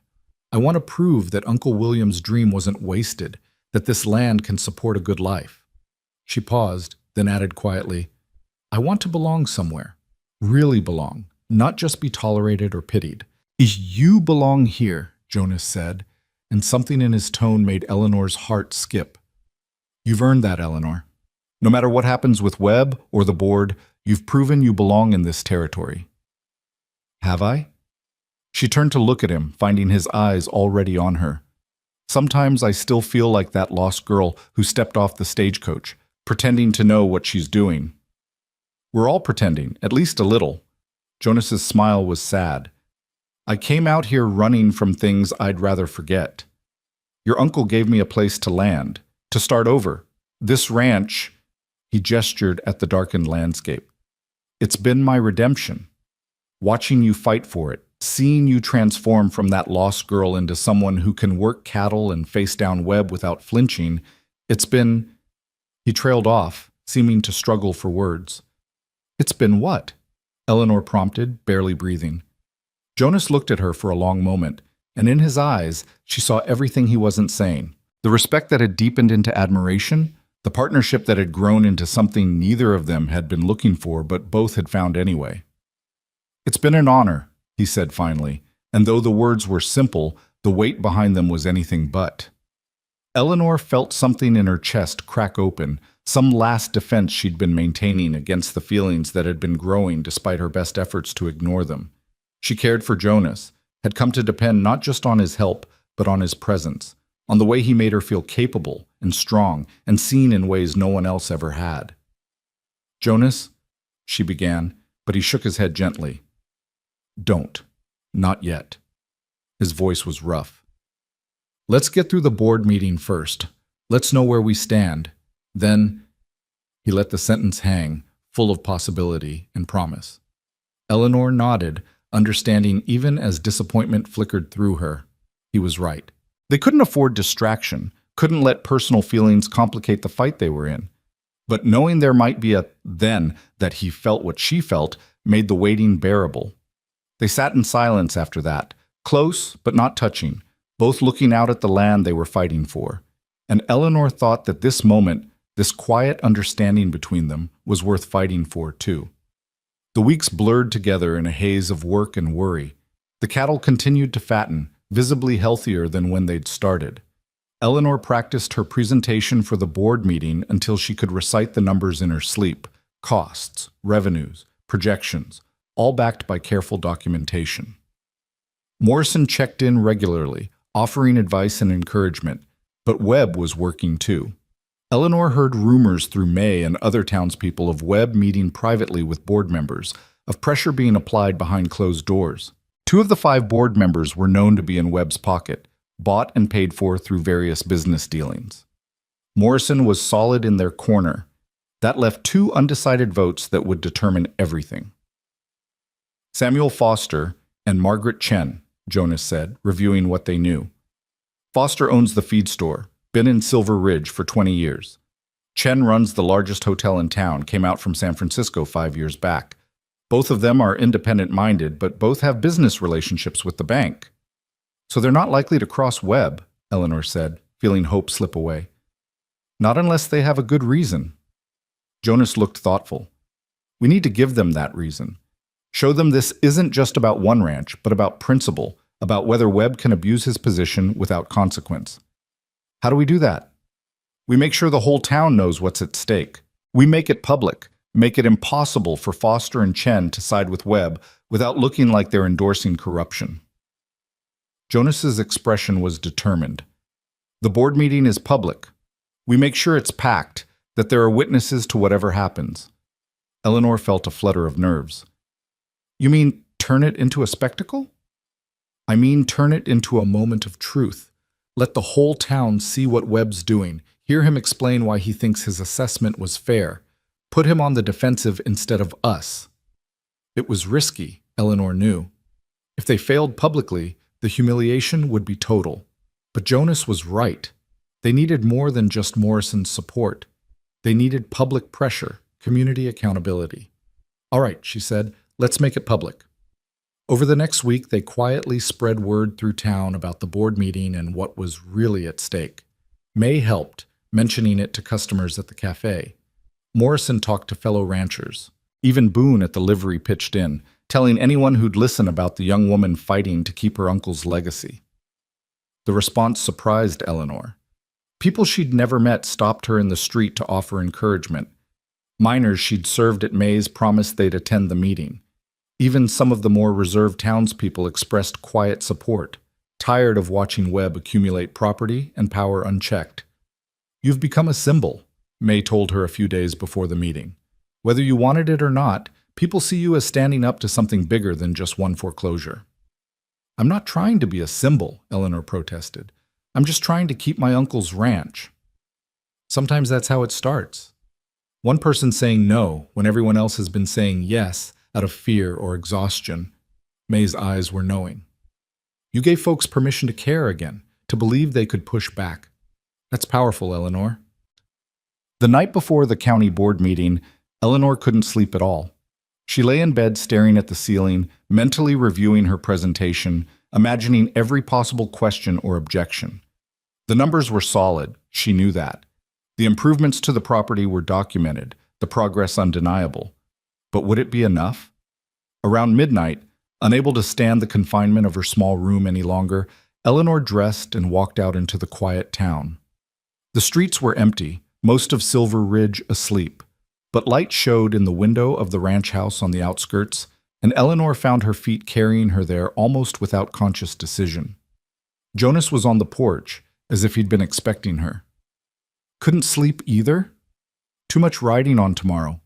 Eleanor climbed the steps and sat beside him on the bench her uncle had built years ago. I keep thinking about everything that could go wrong. Then think about everything that could go right. Jonas's voice was steady in the darkness.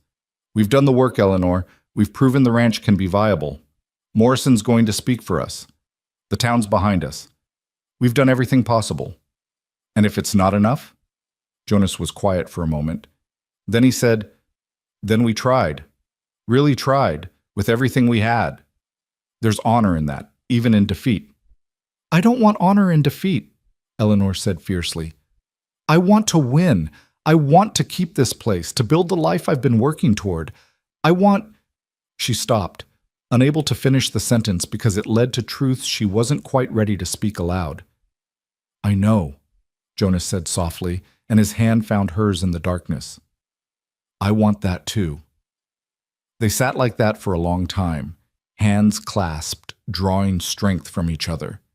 And when Eleanor finally stood to walk back to town, Jonas walked with her, neither of them speaking, but both understanding that tomorrow would change everything, one way or another.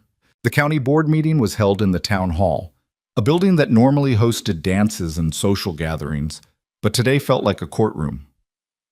Eleanor arrived early with Jonas, her carefully prepared documents in hand, her best dress pressed and perfect, despite the trembling of her fingers as she'd fastened the buttons that morning. The hall was already filling with people. Morrison was there, along with several other ranchers Eleanor recognized but didn't know well. May had closed the cafe for the afternoon, bringing several of her regular customers with her. Even Boone had come, standing in the back with his arms crossed, his expression grim. And there, in the front row, sat Cornelius Webb, looking supremely confident, his expensive suit and polished boots a stark contrast to the rough clothes of most attendees. The 5 board members filed in and took their seats at a long table at the front of the room. Eleanor recognized Morrison, saw him give her a subtle nod. Beside him sat Foster and Chen, the 2 undecided votes. And at either end sat the 2 men everyone knew belonged to Webb, Harrison Polk, who managed several of Webb's properties, and James Cartwright, whose debts to the bank were substantial and well known. This meeting of the Silver Ridge County Board is called to order, Morrison announced, his voice carrying through the packed hall. We're here to review the assessment of the Grant property and to determine appropriate action regarding outstanding debts. He looked directly at Eleanor. Miss Grant, you've requested an opportunity to address the board? Eleanor stood, her knees threatening to buckle, her mouth dry as dust. Every eye in the room was on her, and for one terrifying moment, her mind went completely blank. Then she saw Jonas, sitting in the front row, his expression steady and confident. She saw May, giving her an encouraging smile. She saw the faces of people who'd come to support her, who believed she could do this. She took a breath and began to speak, her voice growing stronger with each word. Members of the board, my name is Eleanor Grant, and I'm here to fight for my family's land. My uncle, William Grant, built his ranch from nothing 20 years ago. He weathered droughts and hard winters. He helped his neighbors. He contributed to this community. Yes, he struggled in his final years. Yes, he died in debt. But that doesn't erase what he built or negate my right as his sole heir to continue his legacy. She pulled out her first document, numbers she'd verified and re-verified 100 times. In the 3 months since I arrived in Silver Ridge, I've made significant improvements to the property. Fences have been repaired, buildings restored, livestock gathered and properly managed. I've documented every expense, every hour of labor. The property value has increased by at least 30% through these efforts. Miss Grant, Polk interrupted, his tone dismissive. Improvement alone doesn't address the outstanding debt. Your uncle owed $2,300. How do you propose to satisfy that obligation? Eleanor had expected this question, had prepared for it. I'm proposing a structured repayment plan. This autumn, I'll be taking 30 head of cattle to market. Conservative estimates project revenues of approximately $900. That's nearly 40% of the principal, paid within 4 months of taking possession. I'm requesting the board extend the loan terms to allow for continued payments from future sales. Future sales? Webb's voice cut through the room like a knife. Based on what? Your extensive ranching experience? Your demonstrated business acumen? He stood, addressing the board rather than Eleanor. Gentlemen, Mrs. Chen, let's be honest about what we're seeing here. Miss Grant is a well-meaning young woman who's in over her head. She's made some cosmetic improvements with the help of a hired hand, but that doesn't constitute a viable operation. This board's responsibility is to protect the county's financial interests, not to enable romantic notions of frontier adventure. Anger flared hot in Eleanor's chest. Romantic notions? I've worked 18-hour days for 3 months straight. I've learned skills I never knew existed. I've turned a dying property into one that's operational and profitable. If that's romance, Mr. Webb, then I'll take it over your brand of cynical opportunism any day. A ripple of reaction moved through the crowd. Approval, surprise, says. Tension. Webb's expression darkened. My assessment was based on professional standards and territorial regulations. If Miss Grant wants to impugn my integrity, I don't need to impugn it, Eleanor interrupted, her fear burning away in the heat of righteous anger. Your actions speak for themselves. You've used your position as deputy assessor to acquire properties at below-market prices, to pressure desperate people into selling. You came to me with an offer of $1,000 for land worth 3 times that, and when I refused, you retaliated with a punitive assessment designed to force foreclosure. That's a serious accusation, Morrison said, his voice carefully neutral but his eyes gleaming. It's the truth, Eleanor said firmly, and I'm not the only person in this room who knows it. She looked out at the crowd, saw nods of agreement, saw people whose families had been similarly pressured. How many properties has Mr. Webb acquired through foreclosure in the past 2 years? How many of those foreclosures came after his assessments as deputy assessor? Webb's face had gone red. This is outrageous. I'm here in my capacity as a concerned citizen and creditor, nothing more. My assessment was fair and professional, and if Miss Grant is unable to satisfy legitimate debts, that's her failure, not mine. Then explain the timing, Eleanor pressed. Explain why you offered to purchase my property for less than half its value, and when I refused, suddenly found it necessary to conduct an assessment that just happened to support foreclosure. Explain why you've been meeting privately with board members, pressuring them to support your position. I've had conversations, certainly, Webb said coldly. But unlike Miss Grant, I don't mistake business discussions for conspiracy. Perhaps if she spent less time on paranoid accusations and more time learning proper ranch management, she wouldn't be in this position. Perhaps if you spent less time using your position for personal gain, this board wouldn't need to waste time on manufactured crises, Eleanor shot back. The room erupted. People were shouting, some in support of Eleanor, others defending Webb. Morrison pounded his gavel, calling for order. The other board members looked uncomfortable, clearly not having anticipated such a direct confrontation. When quiet finally returned, Morrison spoke. Miss Grant, you've made serious allegations. Do you have evidence to support them? Eleanor hesitated. She had suspicions, patterns she'd noticed, stories she'd heard. But hard evidence? That was harder to come by. Before she could answer, a voice from the back of the room spoke up. I've got evidence. Every head turned. Standing near the door was a man Eleanor vaguely recognized, young, nervous-looking, wearing a clerk's clothes. State your name, Morrison said. David Harper, sir. I worked as a clerk at Silver Ridge Bank and Trust. The young man's voice shook, but he pushed forward through the crowd. I was there when Mr. Webb drafted his assessment of the Grant property. I heard him tell Mr. Polk that the assessment didn't matter, that he'd make sure it justified foreclosure, regardless of actual conditions. The room went dead silent. Webb's face had gone from red to white. That's a lie. This man is a disgruntled employee spreading slander. I'm not disgruntled, Mr. Webb. I'm disgusted. Harper pulled papers from inside his coat. I've kept copies of correspondence, records of properties acquired after assessments, records of Mr. Webb's personal holdings. It's all here. A pattern of using official position for private gain. Morrison reached for the papers, his expression grave. The other board members crowded around to look, even Polk and Cartwright, unable to hide their shock at having Webb's schemes laid bare so publicly. Eleanor stood frozen, hardly daring to believe what was happening. Jonas had moved to her side, his presence steady and grounding as chaos erupted around them again. This is highly irregular, Cartwright was saying, but his voice lacked conviction. What's irregular is a deputy assessor using his position to force foreclosures on properties he wants to acquire, Morrison said coldly, still reading through Harper's documents. His face was set in hard lines. Mrs. Chen, Mr. Foster, I think you'll want to see these. The two undecided board members examined the papers, their expressions growing increasingly troubled. Eleanor watched their faces, trying to read the verdict forming there. Finally, Mrs. Chen looked up. She was a handsome woman in her 40s, known for her sharp business sense and no-nonsense demeanor. Mr. Webb, these documents appear to show a pattern of conflict of interest at minimum and possible criminal misconduct at worst.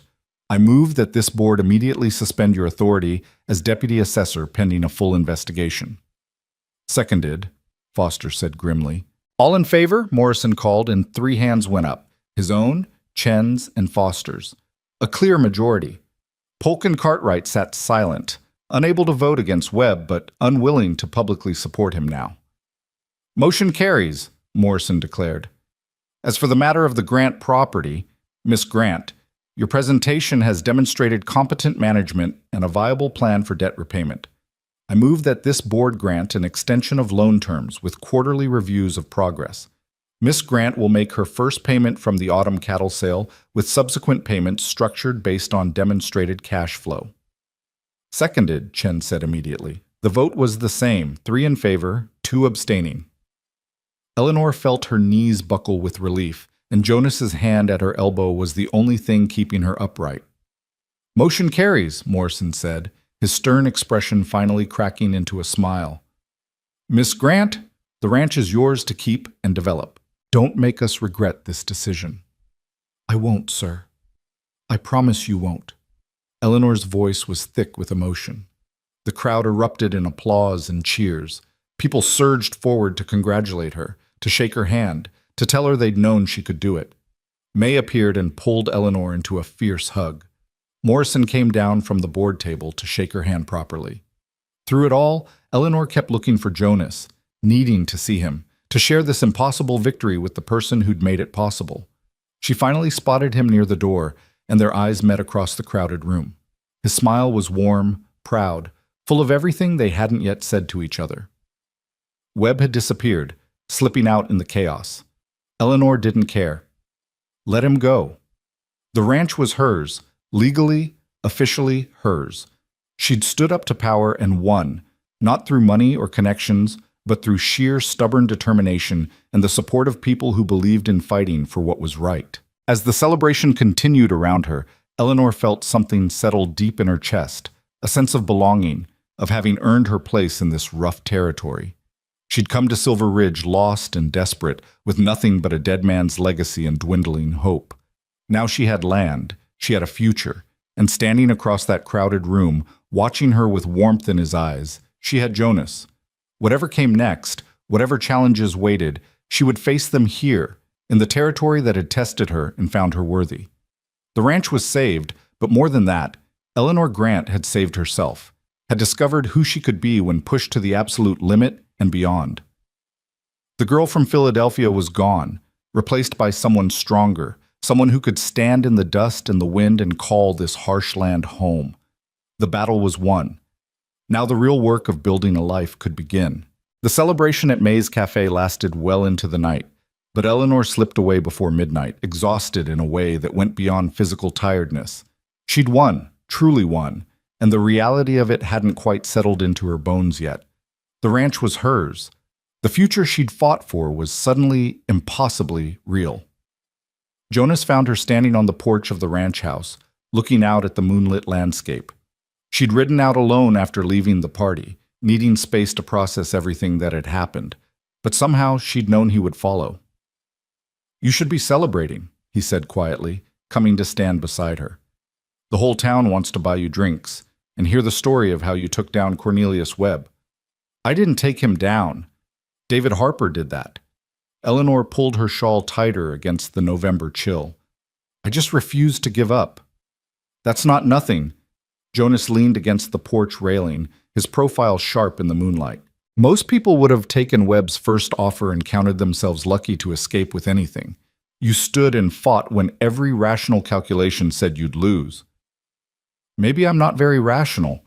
Eleanor tried to smile, but her voice wavered. "Jonas, I'm terrified."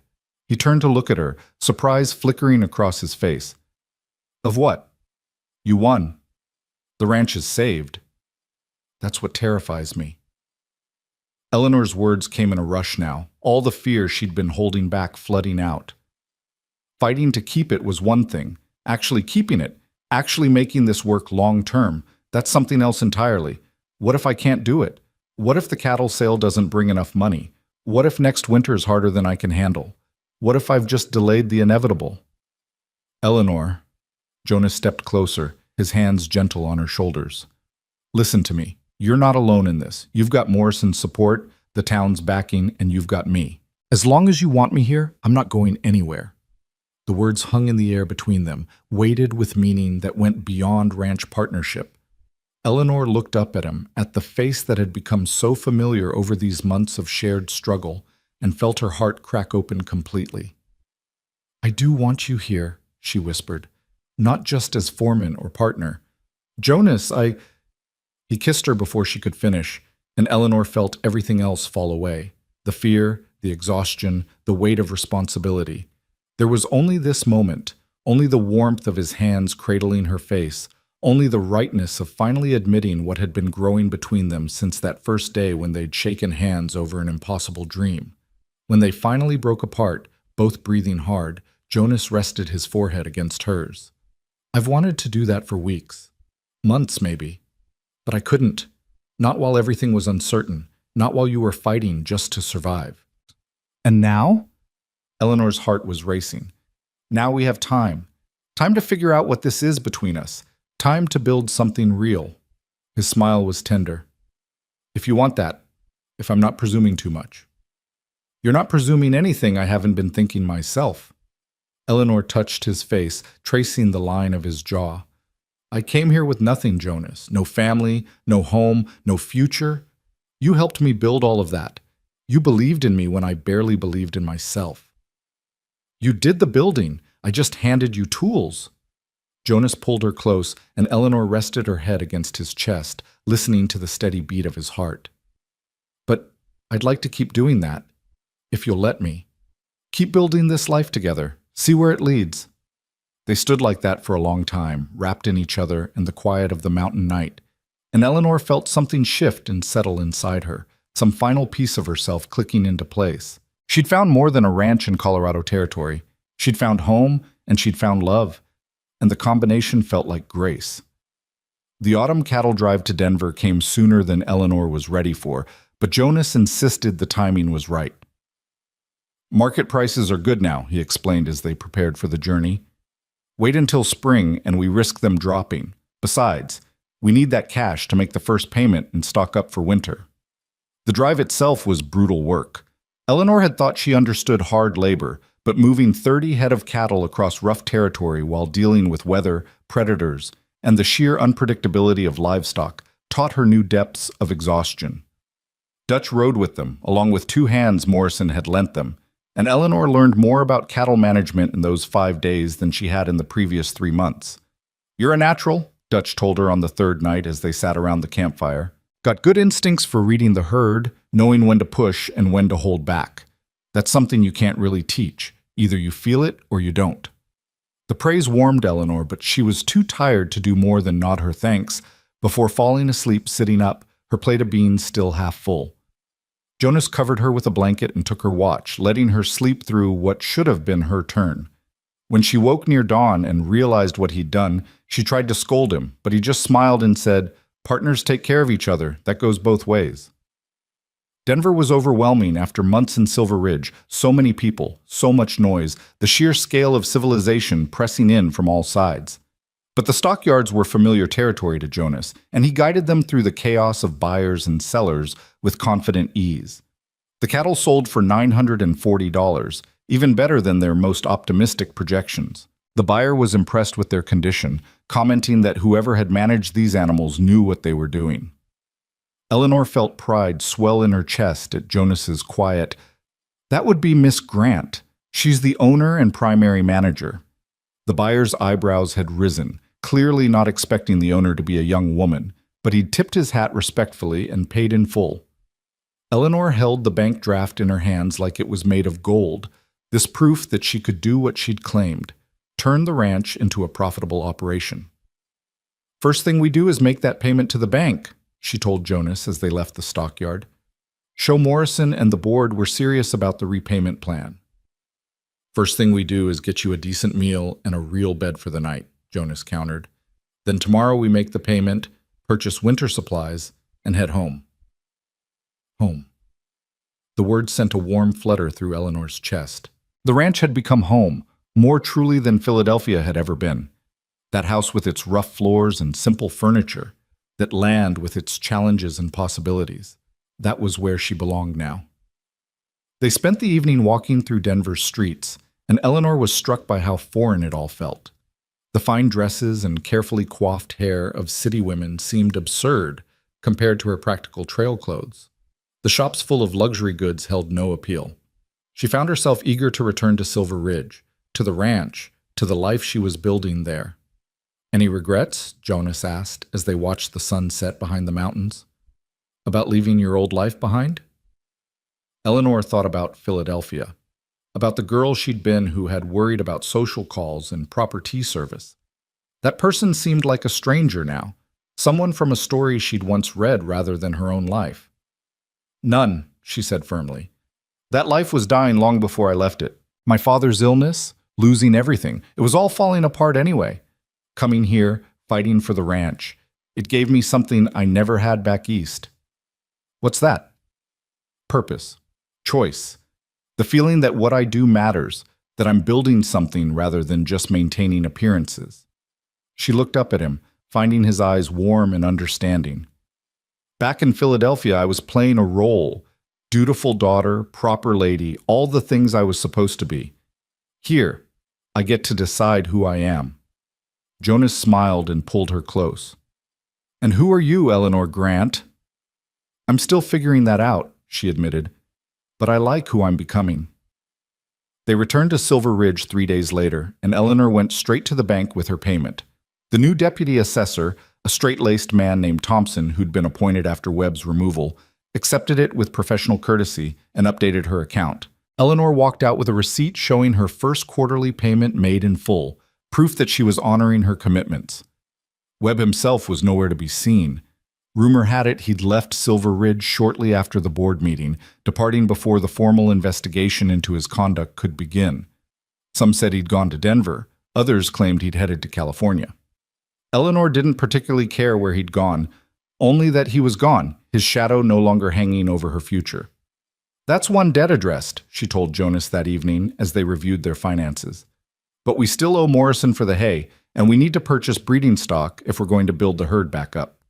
One step at a time, Jonas pointed to their remaining funds. "We've got enough to get through winter comfortably, with some left over for emergencies. Come spring, we focus on expanding operations. For now, we've earned the right to breathe a little." Breathing turned out to be harder than expected. Eleanor had spent so long in survival mode, fighting from one crisis to the next, that peace felt foreign and slightly dangerous. She found herself looking for threats that didn't exist, worrying about disasters that might never come. "You're doing it again," May said one morning when Eleanor came in for her shortened shift. "That thing where you look like you're waiting for the other shoe to drop." "I can't help it. Everything's been so hard for so long, it feels impossible that it could just..." Work out. May set down the coffee pot and looked at Eleanor seriously. Honey, you've earned this peace. You fought for it, bled for it, nearly broke yourself in half for it. Stop waiting for it to be taken away and start living in it. The words resonated. Eleanor realized she'd been so focused on survival that she'd forgotten to actually live, to enjoy the fruits of her labor. The ranch was hers. Jonas was by her side. The community had accepted her as one of their own. When had that stopped being enough? She started paying attention to small joys she'd been too stressed to notice. The way frost painted the grass silver in the mornings. The satisfaction of a well-cooked meal shared with Jonas by the fire. The sound of cattle lowing in the near pasture, safe and healthy. The view from the porch at sunset, mountains blazing gold and purple against the darkening sky. And she paid attention to Jonas, to the way he looked at her when he thought she wasn't watching, to the casual touches that had become more frequent since that night on the porch, to the possibility of a future that was about more than just saving the ranch. They hadn't spoken directly about their relationship since that first kiss, both of them too busy with the drive and its aftermath. But the knowledge hummed between them constantly, changing the quality of their interactions, adding weight to every shared glance and accidental touch. One evening in late November, as the first real snow of winter began to fall, Jonas brought it up directly. "We need to talk," he said, and Eleanor's stomach dropped at the seriousness in his tone. "About what?" "About us. About what happens next." He sat across from her at the kitchen table, his hands wrapped around a cup of coffee. "Eleanor, I care for you. More than I've cared for anyone in a long time, maybe ever. But I need to know if this is real for you, or if I was just convenient comfort during a hard time." Eleanor felt her breath catch. "Convenient? Jonas, you've been everything. You believed in me when no one else did. You taught me everything I know about ranching. You stood by me when any reasonable person would have walked away. How could you think you were just convenient? Because you've been through hell, and sometimes people confuse gratitude with deeper feelings." His eyes were guarded. "I need to know what you feel, Eleanor. Really feel, beyond appreciation for my help." She stood, moving around the table to kneel beside his chair. Taking his hands in hers, she looked up at him with complete honesty. "I love you. I don't know exactly when it happened. Maybe that first day when you offered to help save this place. Maybe later when I realized you saw me as capable instead of helpless. But somewhere along the way, you stopped being just my foreman or my partner and became the person I can't imagine my life without." Jonas's expression transformed, guardedness melting into joy and relief. He pulled her up and into his lap, kissing her with a desperation that spoke of his own fears and hopes. "I love you too," he said when they finally broke apart. "God, Eleanor, I've been terrified to say it, terrified you'd tell me I was presuming too much." "You could never presume too much," she assured him, touching his face tenderly. "You've earned every right to be here, to be part of my life. You saved this ranch as much as I did. We saved it together." Jonas held her close. "And now we get to build it together, if that's what you want. Not just as business partners, but as something more." Eleanor's heart was so full it almost hurt. "Are you asking what I think you're asking?" "I'm asking if you'll marry me." The words came out in a rush, as if he'd been holding them back for too long. "I know it's fast. I know we've barely had time to catch our breath, but Eleanor, I've never been more certain of anything.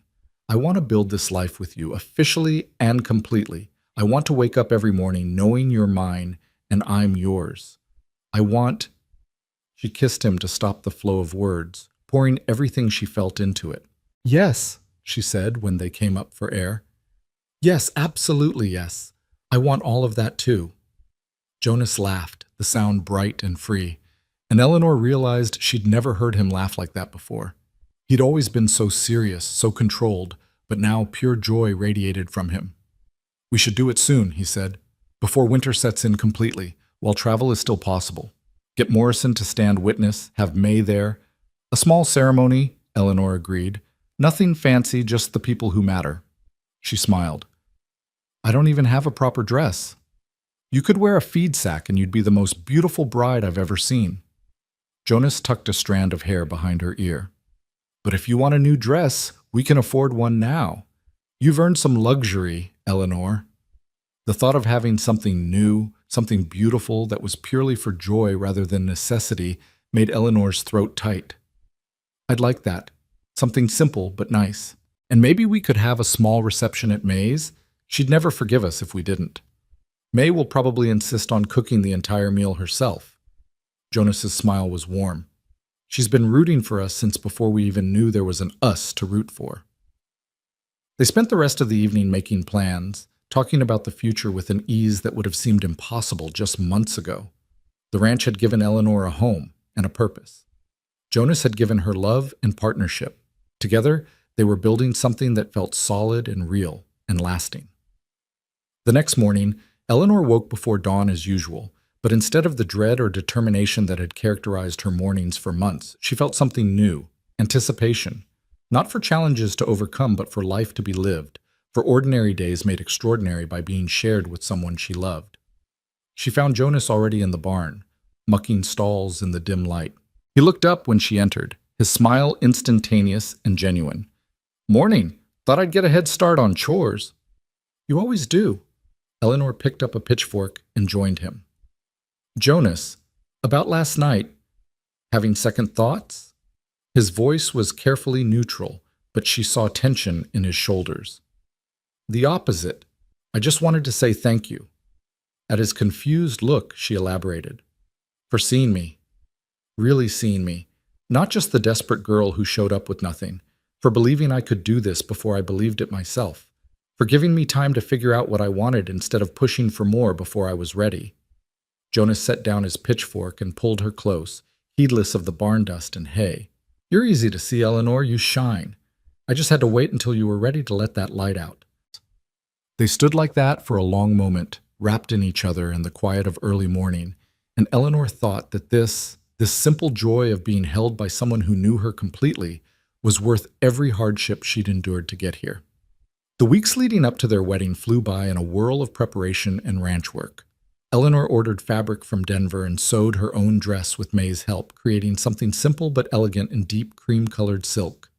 May insisted on handling all the food, recruiting half the women in town to help prepare a feast that far exceeded what Eleanor had envisioned for a small ceremony. "You gave us something to celebrate," May said when Eleanor protested the elaborate plans. "Let us celebrate properly. God knows this town needs some joy after all the tension with Webb." Morrison agreed to stand as witness, along with Dutch, who declared gruffly that he'd known from the start that Eleanor and Jonas were meant for each other. "Seen it in the way you work together," he said. "Two people who fit like that, it's rare. You're lucky to have found it." Eleanor knew he was right. She'd come to Colorado Territory with nothing, seeking only survival. She'd found so much more: purpose, home, community, and love that felt like it had been waiting for her all along. The ceremony was held on a clear December morning, cold enough that their breath misted in the air, but with the sun bright and warming. They gathered in the ranch house parlor, the room crowded with people who'd supported them through the fight for this land. The local minister, a kindly man named Reverend Davis, performed a simple service that focused on partnership and commitment, on two people choosing to build a life together. Eleanor wore her new dress with a crown of dried wildflowers May had saved from autumn. Jonas wore his best clothes, brushed clean and pressed, looking more nervous than she'd ever seen him. When he took her hands and spoke his vows, his voice shook slightly with emotion. "I promise to stand beside you in all things," he said, "to share your burdens and your joys, to build this life we've started into something lasting and true. You've taught me what courage looks like, Eleanor. Let me spend my life trying to be worthy of yours." Eleanor's own vows came from her heart, unprepared but deeply felt. "I came here lost and alone, and you gave me a place to stand. You saw strength in me I didn't know I had. I promise to keep building this life with you, to face whatever comes with the same partnership that brought us through these hard months. I love you, Jonas. Thank you for waiting until I was ready to say it." When the minister pronounced them married and Jonas kissed her, the room erupted in cheers and applause. May was crying openly. Morrison was grinning widely. Dutch was wiping suspiciously at his eyes. The celebration that followed was exactly what Eleanor had hoped for: joyful, warm, full of laughter and good food and the sense of community she'd found in this rough territory. People told stories about her uncle, sharing memories that painted a picture of the man she'd never really known. They toasted the newlyweds, wished them prosperity and happiness, and stayed well into the evening, transforming the simple ranch house into a place of light and warmth and belonging. As the party finally wound down and the last guest departed, Eleanor and Jonas stood on the porch watching their friends make their way down the road toward town. The stars were brilliant in the clear winter sky, and the mountains rose like sentinels in the moonlight. "Mrs. Hale," Jonas said, testing out the name. "How does it feel?" Eleanor considered. She'd been Eleanor Grant for 23 years, carrying her father's name and the expectations that came with it. Now she was Eleanor Hale, wife to a cowboy, owner of a Colorado ranch, a woman who'd made herself through determination and grit. "It feels right," she said finally, "like the last piece of myself clicking into place. I'm not just someone's daughter anymore or someone's niece. I'm me, Eleanor Hale, rancher, fighter, woman who refused to give up even when giving up was the sensible choice." "Woman who saved herself," Jonas added, pulling her close. "Never forget that, Eleanor. I helped, Morrison helped, May helped, but you did the saving. You're the one who fought when anyone else would have run. This ranch, this life, you built it." She leaned into him, drawing warmth from his solid presence. "We built it, and now we get to live in it, really live, instead of just surviving."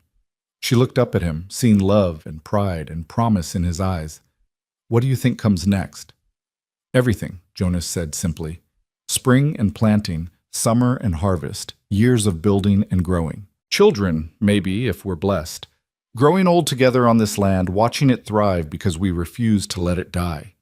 He smiled. "Whatever comes, we face it together. That's all I need to know." Eleanor thought about the girl who'd stepped off the stagecoach 5 months ago, lost, desperate, clinging to the slim hope that a relative she'd never met might offer refuge. That girl was gone, transformed by hardship and determination into someone stronger, someone capable of standing in the face of threats and saying no, of fighting for what mattered even when the odds were impossible. She'd lost so much to get here: her father, her old life, the person she'd been raised to be. But in losing all of that, she'd found something more valuable: herself, her strength, her purpose.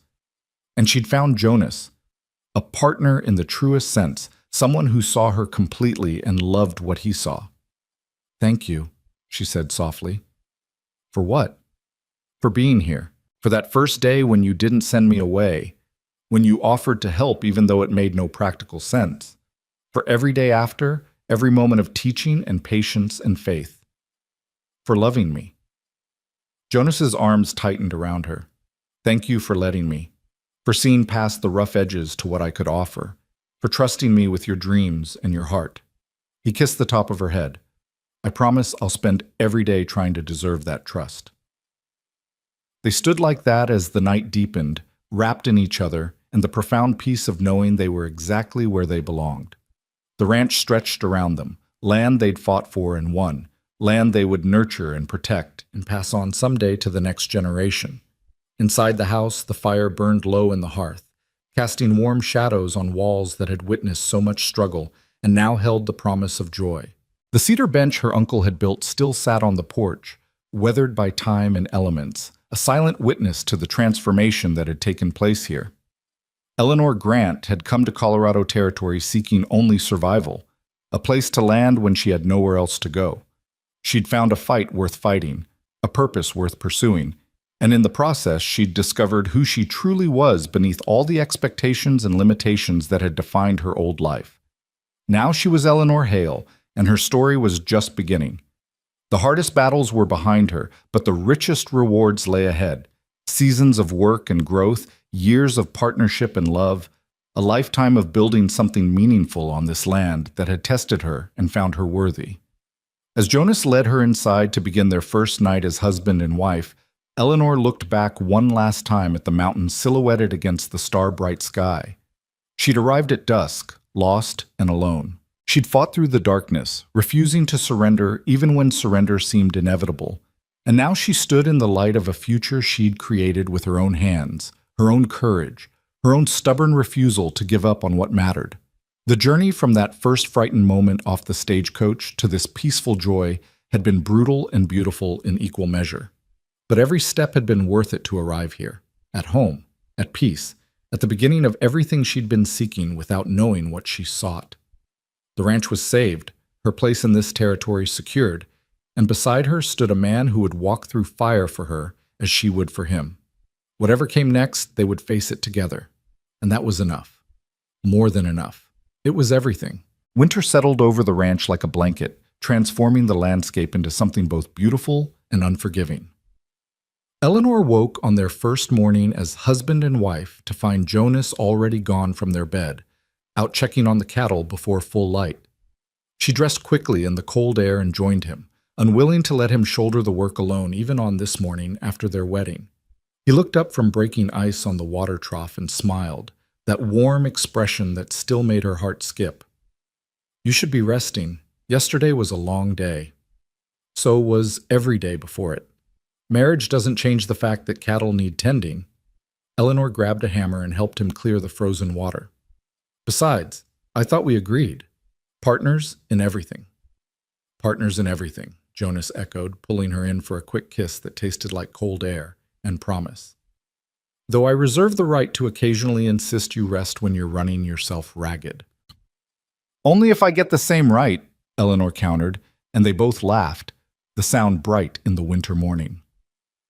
The months that followed tested them in new ways. Winter in the Colorado Territory proved as harsh as everyone had warned, with temperatures dropping so low that Eleanor thought she'd never feel warm again. They lost 2 calves to cold despite their best efforts, and Eleanor cried over the small frozen bodies, feeling like she'd failed them somehow. "This is ranching," Jonas said gently, holding her as she wept. "You do everything right, and sometimes nature takes what it wants anyway. It's not your fault, Eleanor. It's just the way of things out here." She knew he was right, but the losses still hurt. Every animal represented investment, effort, hope for the future. She'd become attached to the herd in ways she hadn't anticipated, learning their individual personalities, worrying over each one like they were pets rather than livestock. But the ranch also brought unexpected joys that winter. Evenings by the fire with Jonas, reading aloud from books May lent them, while snow piled against the windows. Teaching Jonas to play the card games her father had taught her, laughing when he proved surprisingly competitive. The simple pleasure of cooking meals together in the warm kitchen, working side by side in comfortable silence. And there were the neighbors, checking in on each other as winter deepened. Morrison stopped by regularly, always with some excuse about needing to borrow a tool or return something, but really just making sure they had what they needed. May sent food whenever someone was heading out their direction, claiming she'd made too much and it would just go to waste. "People take care of their own out here," Jonas explained when Eleanor marveled at the community support. "Winter's hard enough without facing it alone. We help each other survive." Eleanor had never experienced anything like it in Philadelphia, where neighbors had been cordial but distant, where help came with expectations of repayment and social obligation. Here, it was simpler, more honest. You helped because it was right, because next winter it might be you who needed the help. She tried to contribute in her own ways, using skills from her old life in this new context. When Morrison mentioned his accounts were a mess, she offered to help organize them. When May struggled with correspondence to suppliers, Eleanor wrote the letters in her careful hand. Small things, but they mattered, weaving her more firmly into the fabric of the community. January brought a crisis that tested everything they'd built. A winter storm hit with unexpected fury, temperatures plummeting and snow falling so thick they couldn't see the barn from the house. Jonas went out to check the cattle and didn't return when expected. Eleanor waited 15 minutes, then 30, fighting rising panic. Finally, she bundled herself in every warm thing she owned and ventured into the storm, following the rope Jonas had strung from house to barn for exactly this kind of situation. She found him in the barn, pinned under a beam that had given way under the weight of snow on the roof. He was conscious, but in obvious pain, his leg trapped at an angle that made Eleanor's stomach turn. "Don't panic," he said through gritted teeth. "Need you to think clearly, Eleanor. Can you do that?" She wanted to scream, to cry, to rage at the universe for throwing one more crisis at them. Instead, she took a deep breath and nodded. "Tell me what to do." "Get Morrison. Can't lift this alone, and I think my leg's broken." He grimaced as he tried to shift. "Follow the road markers. Don't try to cut across country in this weather. I'm not leaving you pinned under a beam while I ride for help." Eleanor looked in the fallen timber, assessing. "We can do this. There's a lever principle. I learned it when we were fixing the barn door. If I can find the right fulcrum point and something to use as a lever..." She worked frantically, using tools and boards to create a makeshift lever system. Jonas talked her through it when she doubted herself, his voice steady despite the pain she knew he was in. It took 3 attempts, but finally she managed to lift the beam enough for Jonas to drag himself free. His leg was definitely broken, the bone mercifully not protruding, but the swelling and unnatural angle unmistakable. Eleanor fashioned a splint from boards and rope, her hands shaking but her mind clear. Then she half-carried, half-dragged Jonas back to the house, following the rope through the blinding snow. Getting him into bed, she stoked the fire high and wrapped him in every blanket they owned. "I'm going for the doctor now." "Eleanor, no. The storm's too dangerous. You can't ride in this." Jonas grabbed her hand. "I'll be fine until morning. The splint will hold." "You need proper medical care. What if there's internal damage? What if..." Her voice cracked. "What if you get lost in a whiteout and freeze to death trying to save me?" Jonas pulled her down to sit beside him. "I need you alive more than I need a doctor tonight. Please, Eleanor. Wait until morning. I'm not going anywhere." She wanted to argue, but she could see he was right. The storm was too fierce, visibility too poor. Riding to town now would be suicide. So she sat with him through the long night, monitoring his fever, adjusting his splint, talking to keep him conscious and engaged when exhaustion tried to pull him under. "Tell me about Philadelphia," Jonas said around midnight, his voice weak but clear. "The good parts. What do you miss?" Eleanor thought about it, surprised to realize how little she missed about her old life. "The library? My father used to take me every Saturday. Thousands of books. All that knowledge just waiting to be discovered." She smiled at the memory. "I used to think I'd read them all someday." "We could get books sent from Denver. Start our own library here." Jonas squeezed her hand. "What else?" "Music. There was a concert hall that did performances every month. My mother loved Mozart." Eleanor's throat tightened. "She would have liked you, I think. She always said the measure of a man was how he treated people when he had nothing to gain from kindness. You've been kind to everyone, Jonas, even when it cost you." "Your mother sounds like she was wise." Jonas's eyes were drifting closed. "Eleanor, if something happens, nothing's going to happen. You're going to be fine. And in the morning, I'm getting the doctor, and in a few weeks, you'll be back on your feet complaining about how I'm coddling you." She said it fiercely, willing it to be true. "But if it doesn't, no." Eleanor's voice broke. "I didn't fight this hard to build this life just to lose you now. You don't get to give up, Jonas Hale. You promised me everything, remember? Years of building and growing, children maybe, growing old on this land. You promised, and I'm holding you to it." Jonas managed a weak smile. "Yes, ma'am. Wouldn't dream of breaking a promise to you." Dawn came finally, the storm clearing as quickly as it had arrived. Eleanor left Jonas sleeping fitfully and rode for town through snow that came up to Daisy's chest in places. The doctor, a competent man named Brennan, returned with her immediately, examining Jonas with practiced efficiency. "Clean break? Well splinted," he pronounced. "Whoever set this knew what they were doing. He'll need to stay off it for 6 weeks minimum, but he should heal fine." Relief flooded through Eleanor so powerfully she had to sit down. 6 weeks. We can manage 6 weeks." "You'll have to," Dr. Brennan said bluntly. "Any weight on this leg before it's healed properly, and he could end up with a permanent limp or worse. I'm serious, Mrs. Hale. Complete rest." Eleanor nodded, already calculating what this meant for the ranch operations. She'd have to handle everything alone, the cattle, the repairs, all the heavy work Jonas normally did. For 6 weeks in the dead of winter. It seemed impossible, but then again, so had everything else she'd accomplished. Morrison arrived that afternoon, having heard about the accident from Dr. Brennan. "I'll send Dutch over daily to help with the heavy work," he said without preamble. And I've got two hands who can rotate through, handle whatever needs doing that you can't manage alone. Tom, I can't ask you to... You're not asking, I'm telling. Morrison's expression was firm. This is what community means, Eleanor. Jonas would do the same if our positions were reversed. You know he would. She did know it. So she accepted the help with as much grace as she could muster, learning once again that strength sometimes meant knowing when to let others carry you. The next 6 weeks were among the hardest of Eleanor's life. She rose before dawn and worked until exhaustion forced her to bed, managing the ranch with help from Morrison's hands, but shouldering most of the responsibility herself. Jonas chafed at his confinement, frustrated by his inability to help, worried about the burden falling on Eleanor. I can do some things from bed, he insisted, mending tack, planning spring operations, keeping the books. You can rest and heal, Eleanor interrupted firmly. Dr. Brennan was clear. Complete rest means complete rest. She softened, sitting beside him. Jonas, you've carried me through so much. Let me carry you through this, please. So he did, though it clearly cost him. And Eleanor discovered reserves of strength she hadn't known she possessed. She learned to manage alone, to make decisions without consultation, to trust her own judgment even when doubt whispered. The ranch didn't just survive those 6 weeks. It thrived, because Eleanor refused to let it do otherwise.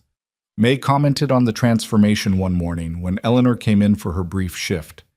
You've changed again, gotten harder maybe, but in a good way. Like you've finally stopped questioning whether you belong here and just accepted it as fact. Eleanor considered this as she poured coffee. I think you're right. I spent so long trying to prove I could do this, trying to earn my place. But somewhere in the last few weeks, I stopped trying to prove anything. I just did what needed doing. And I realized I don't need anyone's permission or approval to be who I am. That's wisdom talking, May said approvingly. Took me 20 years to learn that lesson. You got there in less than one. When Jonas was finally cleared to walk again, his first act was to pull Eleanor into his arms and hold her for a long moment.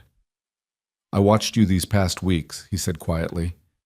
Watched you run this entire operation alone, never complaining, never faltering. I knew you were strong, Eleanor, but seeing it day after day, his voice caught. I'm in awe of you.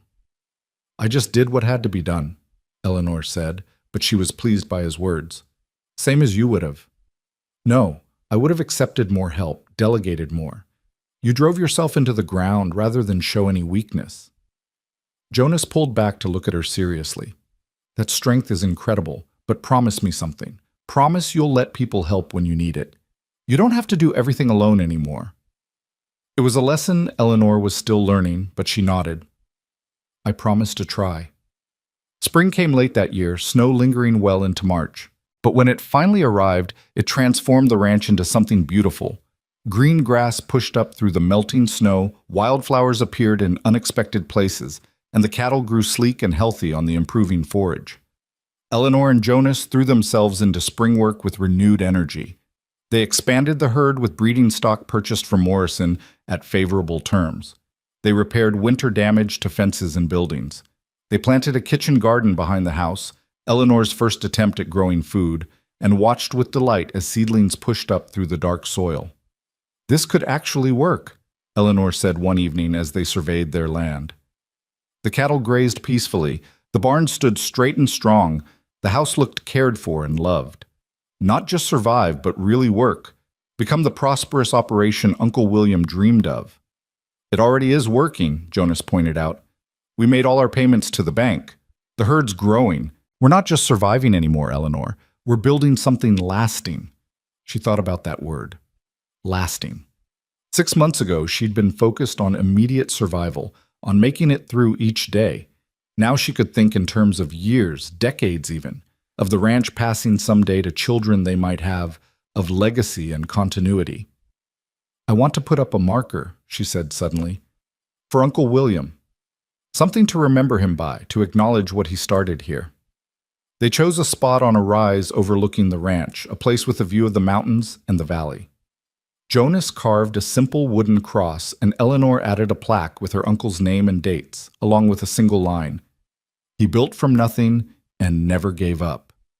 Standing there at the grave marker, Eleanor felt a profound connection to the uncle she'd never really known.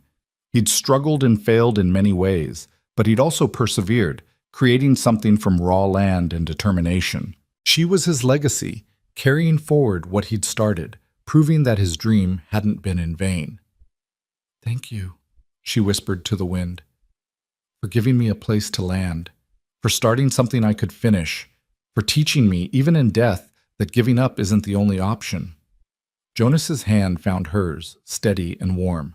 They stood together in silence, honoring the man whose failures and triumphs had made their success possible. Summer brought prosperity beyond what Eleanor had dared hope. The cattle thrived, their numbers growing with healthy calves. The garden produced abundantly, more vegetables than they could eat, so Eleanor learned to can and preserve, filling shelves with jars of food for winter. Morrison connected them with other ranchers, and Jonas's reputation for quality stock began to spread. Money remained tight, but there was enough now. Enough for necessities, enough for modest improvements, enough to breathe without constant panic. Eleanor no longer lay awake at night, calculating whether they could afford next month's supplies. The constant crisis mode she'd lived in for so long began to ease, replaced by something that felt almost like security. May noticed, of course. "You look happy," she commented one morning. "Really happy. Not just, I'm surviving another day happy." Eleanor realized it was true. Somewhere between crisis and recovery, between fighting and building, she'd found genuine contentment. "I didn't think I would be," she admitted. "After losing my parents, losing everything, I thought maybe happiness wasn't something I got to have anymore. But this life, this ranch, Jonas, it's better than anything I left behind." "That's because you built it yourself," May said wisely. "Things given to us are nice, but things we earn with our own hands and hearts, those are what matter. You didn't just inherit this ranch, Eleanor. You saved it, transformed it, made it yours through sheer stubborn determination. That means something." As summer deepened, Eleanor found herself thinking about the future in new ways. She and Jonas talked late into warm evenings about expansion plans, about possibly breeding horses in addition to cattle, about slowly building the ranch into something even larger than her uncle had achieved. But they also talked about family, about children, about the legacy they wanted to create beyond just land and livestock. Eleanor wasn't pregnant yet, but they both hoped it would happen in time. The thought of children running through the ranch house, learning to ride and rope and love this land as they did, it felt right, like the natural next chapter of the story they were writing. "My mother would have loved this place," Eleanor said one night as they sat on the porch, watching stars emerge. "She loved my father's garden in Philadelphia, spent hours tending flowers. But this," she gestured at the wild landscape, "this would have amazed her. All this space, all of this possibility." "Tell me about her," Jonas said. "I know you've mentioned her, but I want to really know. What was she like?" So Eleanor told him stories she hadn't thought about in years. Her mother's laugh, her gentle wisdom, her strength in facing her own death with grace. The way she'd taught Eleanor to find beauty in small things, to value character over appearance, to never let others define her worth. "She sounds remarkable," Jonas said when Eleanor finished. "You're like her, I think. That same strength wrapped in gentleness, that same refusal to be diminished by hardship." "I hope so. I hope I'm making her proud." Eleanor's voice caught. "Both my parents. They gave me everything they had to prepare me for life, even if it wasn't the life any of us expected." "They'd be proud," Jonas said with certainty. "Look at what you've built, Eleanor. Look at who you've become. Any parent would be honored to claim you." The words healed something in Eleanor she hadn't realized was still wounded. She'd spent so long feeling like she'd failed her parents by losing everything they'd built, by leaving their world behind. But maybe she'd honored them more completely by using what they'd taught her to build something new, something lasting in a place they'd never seen. August brought news that changed everything. Eleanor had been feeling tired and unwell for weeks, dismissing it as the effects of hard work and summer heat. But when she missed her monthly courses for the second time, she went to see Dr. Brennan, hope and fear warring in her chest. "You're pregnant," he confirmed, his expression warm. "About 8 weeks along, I'd estimate." Congratulations, Mrs. Hale. Eleanor walked out of his office in a daze. Pregnant. She was going to have a baby. She and Jonas were going to be parents. The news was overwhelming, terrifying, and absolutely wonderful all at once. She found Jonas mending fence on the north pasture and just blurted it out. I'm pregnant. He dropped his hammer, staring at her. We're... A grin split his face, pure joy radiating from him. Eleanor, we're going to have a baby. He swept her up and spun her around, both of them laughing and crying at once. When he finally set her down, his hands cradled her face tenderly. This is everything, he said. Everything I didn't know I wanted until I met you. A family, a real family, here on this land we've built together. I'm scared, Eleanor admitted. What if something goes wrong? What if I can't do this? You can do anything, Jonas said with absolute conviction. You've proven that 100 times over. You'll be an amazing mother, Eleanor. Our child is going to be so lucky to have you. They told their friends that evening at May's, and the celebration that erupted was immediate and enthusiastic. May hugged Eleanor so tight she could barely breathe, already planning menus for after the baby came. Morrison shook Jonas's hand with genuine warmth, offering advice about balancing ranching with fatherhood. Dutch produced a bottle of whiskey he'd been saving and insisted everyone toast the new generation of ranchers being born into the territory. This is what it's all about, Morrison said, raising his glass. Building something that lasts beyond us. Your child will grow up on land you saved and restored, learning values you'll teach. That's legacy, Eleanor. That's what makes all the hard work worth it. As autumn approached again, Eleanor found herself reflecting on everything that had changed in just over a year. She'd arrived in Silver Ridge lost and desperate, with nothing but a dead man's legacy and fading hope. Now she stood on her own land, married to a man who loved her completely, carrying their child, surrounded by a community that had become family. The ranch that had seemed like a last desperate chance had become home in the truest sense. Every fence she'd mended, every cow she'd tended, every sunrise she'd witnessed from the porch, they'd woven themselves into her identity until she couldn't imagine being anyone other than who she'd become. Jonas noticed her pensive mood one evening and asked about it. I'm just thinking about how much has changed, Eleanor said, resting a hand on her still flat stomach. A year ago, I was alone and terrified. Now I have everything I could want. It seems impossible. Nothing about what we built was impossible, Jonas corrected gently. Improbable, maybe. Difficult, certainly. But never impossible because you refused to accept that as an answer.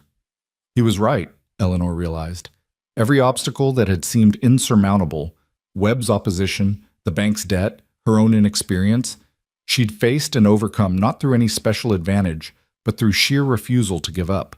The ranch had been saved not by miracle, but by work, by determination, by the gradual accumulation of small victories that added up to transformation.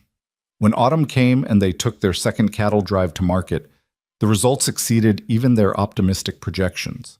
The herd they'd carefully managed and expanded sold for nearly $1,500, enough to make their next payment and still have a cushion for the coming winter. The buyer recognized Jonas from the previous year and commented on the obvious improvement in their operation. You've built something solid here, he said, counting out payment. Word's spreading about your stock. You keep this up, you'll have buyers coming to you instead of the other way around. Riding back from Denver, Eleanor and Jonas were both quiet, processing what they'd achieved. They'd done it. Really done it. The ranch was not only saved but thriving, poised to grow into something substantial. The impossible dream she'd clung to that first desperate day had become tangible reality. What are you thinking? Jonas asked as they crested the last hill before home. I'm thinking about that bench, Eleanor said. The one on the porch that Uncle William built. I was sitting there the first time we really talked. Remember? I was almost out of hope, ready to give up. And you said the place wasn't lost yet. I remember. You looked like a ghost, all pale and scared, but there was something in your eyes that told me you were stronger than you looked. I sat on that bench so many times over the past year. Every time things got hard, every time I wanted to quit, I'd sit there and look at the land and remember that first conversation. The bench became like a promise to myself, that I wouldn't give up, wouldn't let this place be lost. Jonas reached over and took her hand. It's not lost. It never will be. Not as long as we're here to protect it. Winter came again, but this time Eleanor faced it without fear. They were prepared, supplies stocked, animals protected, the house weatherproofed and cozy. And Eleanor carried life within her pregnancy advancing as snow piled outside. Dr. Brennan visited regularly despite the weather, checking on both mother and child, pronouncing both healthy and strong. May had essentially adopted Eleanor, fussing over her diet and rest, insisting she cut back on ranch work as her belly grew. Eleanor chafed at the restrictions but accepted them, knowing her primary job now was protecting the child she carried. Jonas was endlessly solicitous, wrapping her in blankets, bringing her tea, doing double work to spare her any strain. "I can still contribute," Eleanor protested one day when he physically blocked her from lifting a heavy pot. "I'm pregnant, not an invalid." "I know, but you're carrying our child, and that's the most important work there is right now." His hand covered hers on her rounded stomach. "Let me take care of you, Eleanor. You've been strong for so long. Let me be strong for you now." So she did, learning yet another lesson in accepting help, in understanding that strength sometimes meant letting others carry the burden. And as her pregnancy advanced and movement became more difficult, she was grateful for his care, for the way he anticipated her needs before she voiced them. Spring arrived with mud and rain and the promise of new life. Eleanor's due date approached as the land greened and the cattle began to calve. May moved into the ranch house for the final weeks, determined to be there when the baby came. Morrison checked in daily. Even Dutch appeared with a hand-carved cradle he'd spent the winter making, gruff and embarrassed when Eleanor cried over its beauty. "Just figured the little one should have something proper to sleep in," he muttered. "Ranch babies need sturdy furniture." Eleanor went into labor on a warm April evening, with the windows open and the sound of spring rain falling soft outside. May sent Jonas for Dr. Brennan while she stayed with Eleanor, coaching her through the early contractions with the confidence of someone who'd assisted with dozens of births. "You've survived everything else life threw at you," May said firmly, as another contraction hit. "You'll survive this too. Women have been having babies since the beginning of time. Your body knows what to do." Labor proved long and difficult, testing Eleanor's endurance in new ways. But through the pain and exhaustion, she held on to the image of her child, the new life she and Jonas had created together. When Jonas returned with Dr. Brennan, his presence gave her renewed strength. He held her hand through the worst of it, murmuring encouragement, his face pale but determined. Finally, as dawn broke over the mountains, Eleanor's daughter entered the world with a furious cry that announced her displeasure at being evicted from her comfortable home. Dr. Brennan placed the tiny, perfect infant on Eleanor's chest, and Eleanor felt her heart expand in ways she hadn't known were possible. "A girl," she whispered, touching her daughter's downy head with shaking fingers. "Jonas, we have a daughter." Jonas was crying unashamedly, looking at his wife and child with awe. "She's perfect. You're both perfect. Eleanor, you did it." They named her Sarah, after Jonas's mother and the aunt Eleanor had never met. Sarah Hale, born on a ranch her mother had saved through determination and her father had helped restore through loyalty. Sarah, who would grow up knowing this land, learning to love it as they did, carrying the legacy forward into a future that suddenly seemed limitless. The weeks after Sarah's birth passed in a blur of sleepless nights and overwhelming love. Eleanor had thought she understood devotion before, but holding her daughter, watching her tiny features shift and change, feeling that absolute bond, it redefined everything. This was what she'd been fighting for all along, she realized. Not just land or survival, but this: family, continuity, love that extended beyond herself. Jonas proved to be a natural father, endlessly patient with Sarah's demands, happy to walk her for hours when she was fussy, content to simply sit and watch her sleep with an expression of wonder. "I can't believe she's ours," he said one night as they watched Sarah sleeping in the cradle Dutch had made. "That we made something this perfect." "She's going to grow up so differently than I did," Eleanor mused. "No city life, no social constraints. She'll learn to ride before she learns to read, probably. She'll know how to doctor cattle and mend fences and stand up for herself." "She'll learn all that from watching you," Jonas said. "You'll teach her what strength really looks like." Not the kind that comes from never being tested, but the kind that comes from being broken and choosing to rebuild stronger. As spring turned to summer, life settled into new rhythms. Eleanor managed the ranch work around caring for Sarah, learning to balance motherhood with all her other responsibilities. It was exhausting, demanding, sometimes overwhelming, and absolutely worth it. May continued to visit regularly, bringing food and wisdom in equal measure. Morrison stopped by to see the little rancher, as he called Sarah, and to check on the operation. The ranch continued to prosper, the herd growing, the land responding to careful management. One warm June evening, as the sun painted the mountains gold, Eleanor sat on the cedar bench with Sarah in her arms and Jonas beside her. The bench where she'd sat so many times in despair and hope, in exhaustion and determination. The bench that had witnessed her transformation from lost city girl to confident rancher, from desperate heir to successful owner. "Your great-uncle William made this bench," she told Sarah, even though the baby couldn't possibly understand. "He built it with his own hands. From wood he cut himself. It survived storms and snow and time, kind of like this ranch, kind of like us." Jonas's arm came around her shoulders. "What are you thinking?" "I'm thinking about waiting," Eleanor said softly. "About all the times I sat on this bench waiting for something, for help to arrive, for solutions to appear, for hope to return. I spent so much time waiting at dusk that in between time when you can't quite see the future but the day is ending, I thought the darkness would swallow everything. But it didn't.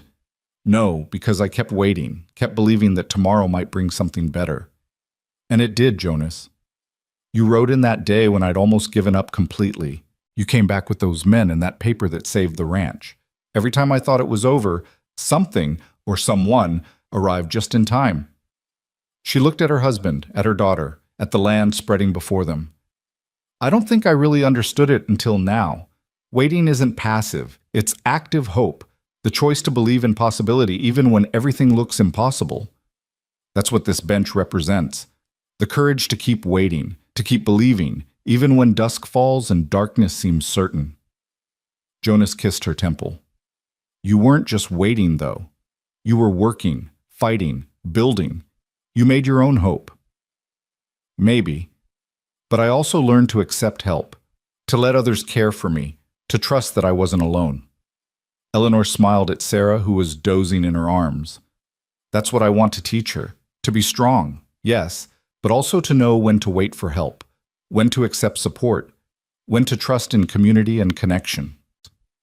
They sat in comfortable silence as the sun dropped lower, painting the sky in shades of orange and pink. The cattle lowed in the distance.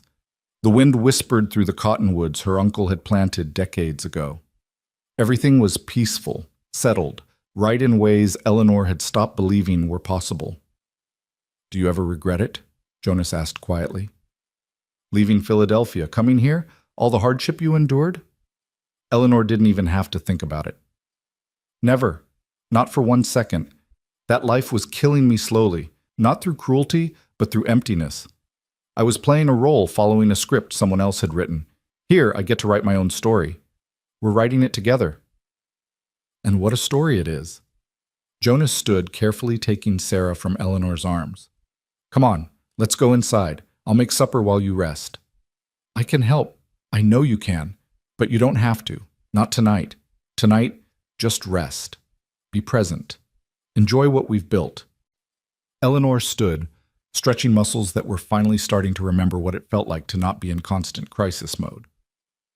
She followed Jonas into the house, pausing at the door to look back one more time at the bench, at the land, at the mountains standing eternal against the darkening sky.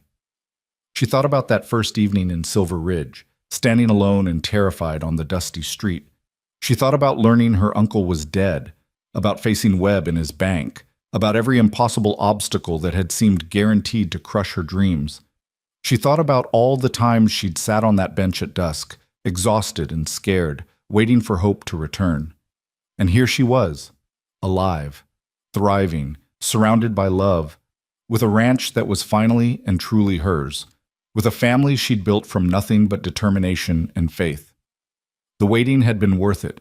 Every tear, every setback, every moment of despair, all worth it to arrive at this moment of profound peace and belonging, Years would pass, Eleanor knew. Sarah would grow, perhaps joined by siblings.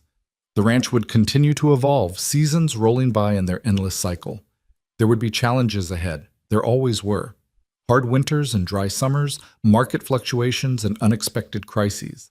Life would test them again and again, but they would face it together, the family they'd chosen to become, on the land they'd fought to keep.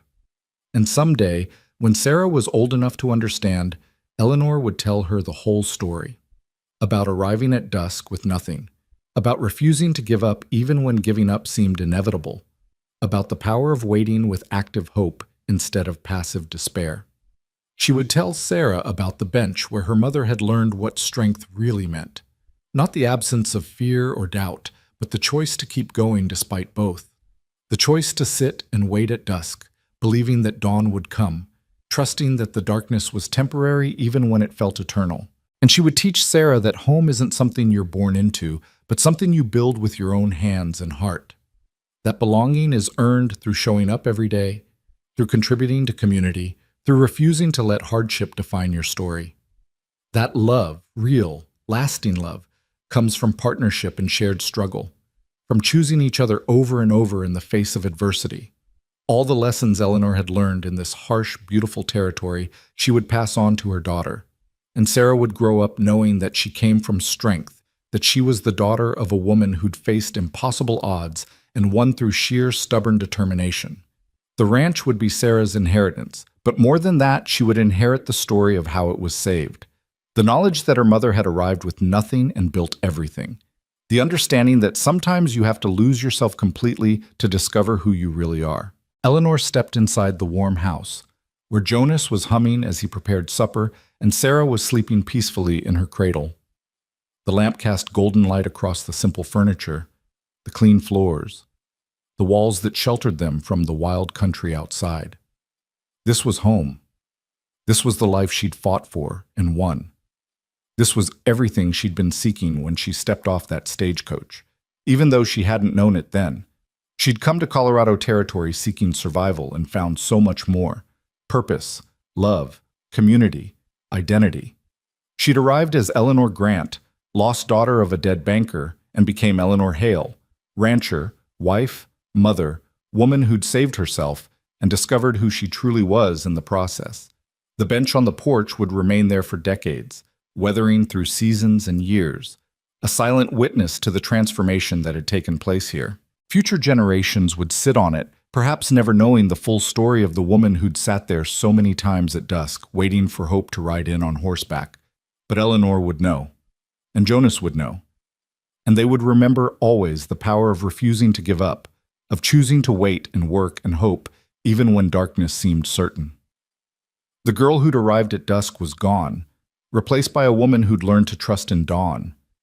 And as Eleanor moved through her house, checking on her sleeping daughter, smiling at her husband, feeling the weight of this life she'd built settling around her like a blessing, she understood finally that this was what happiness looked like.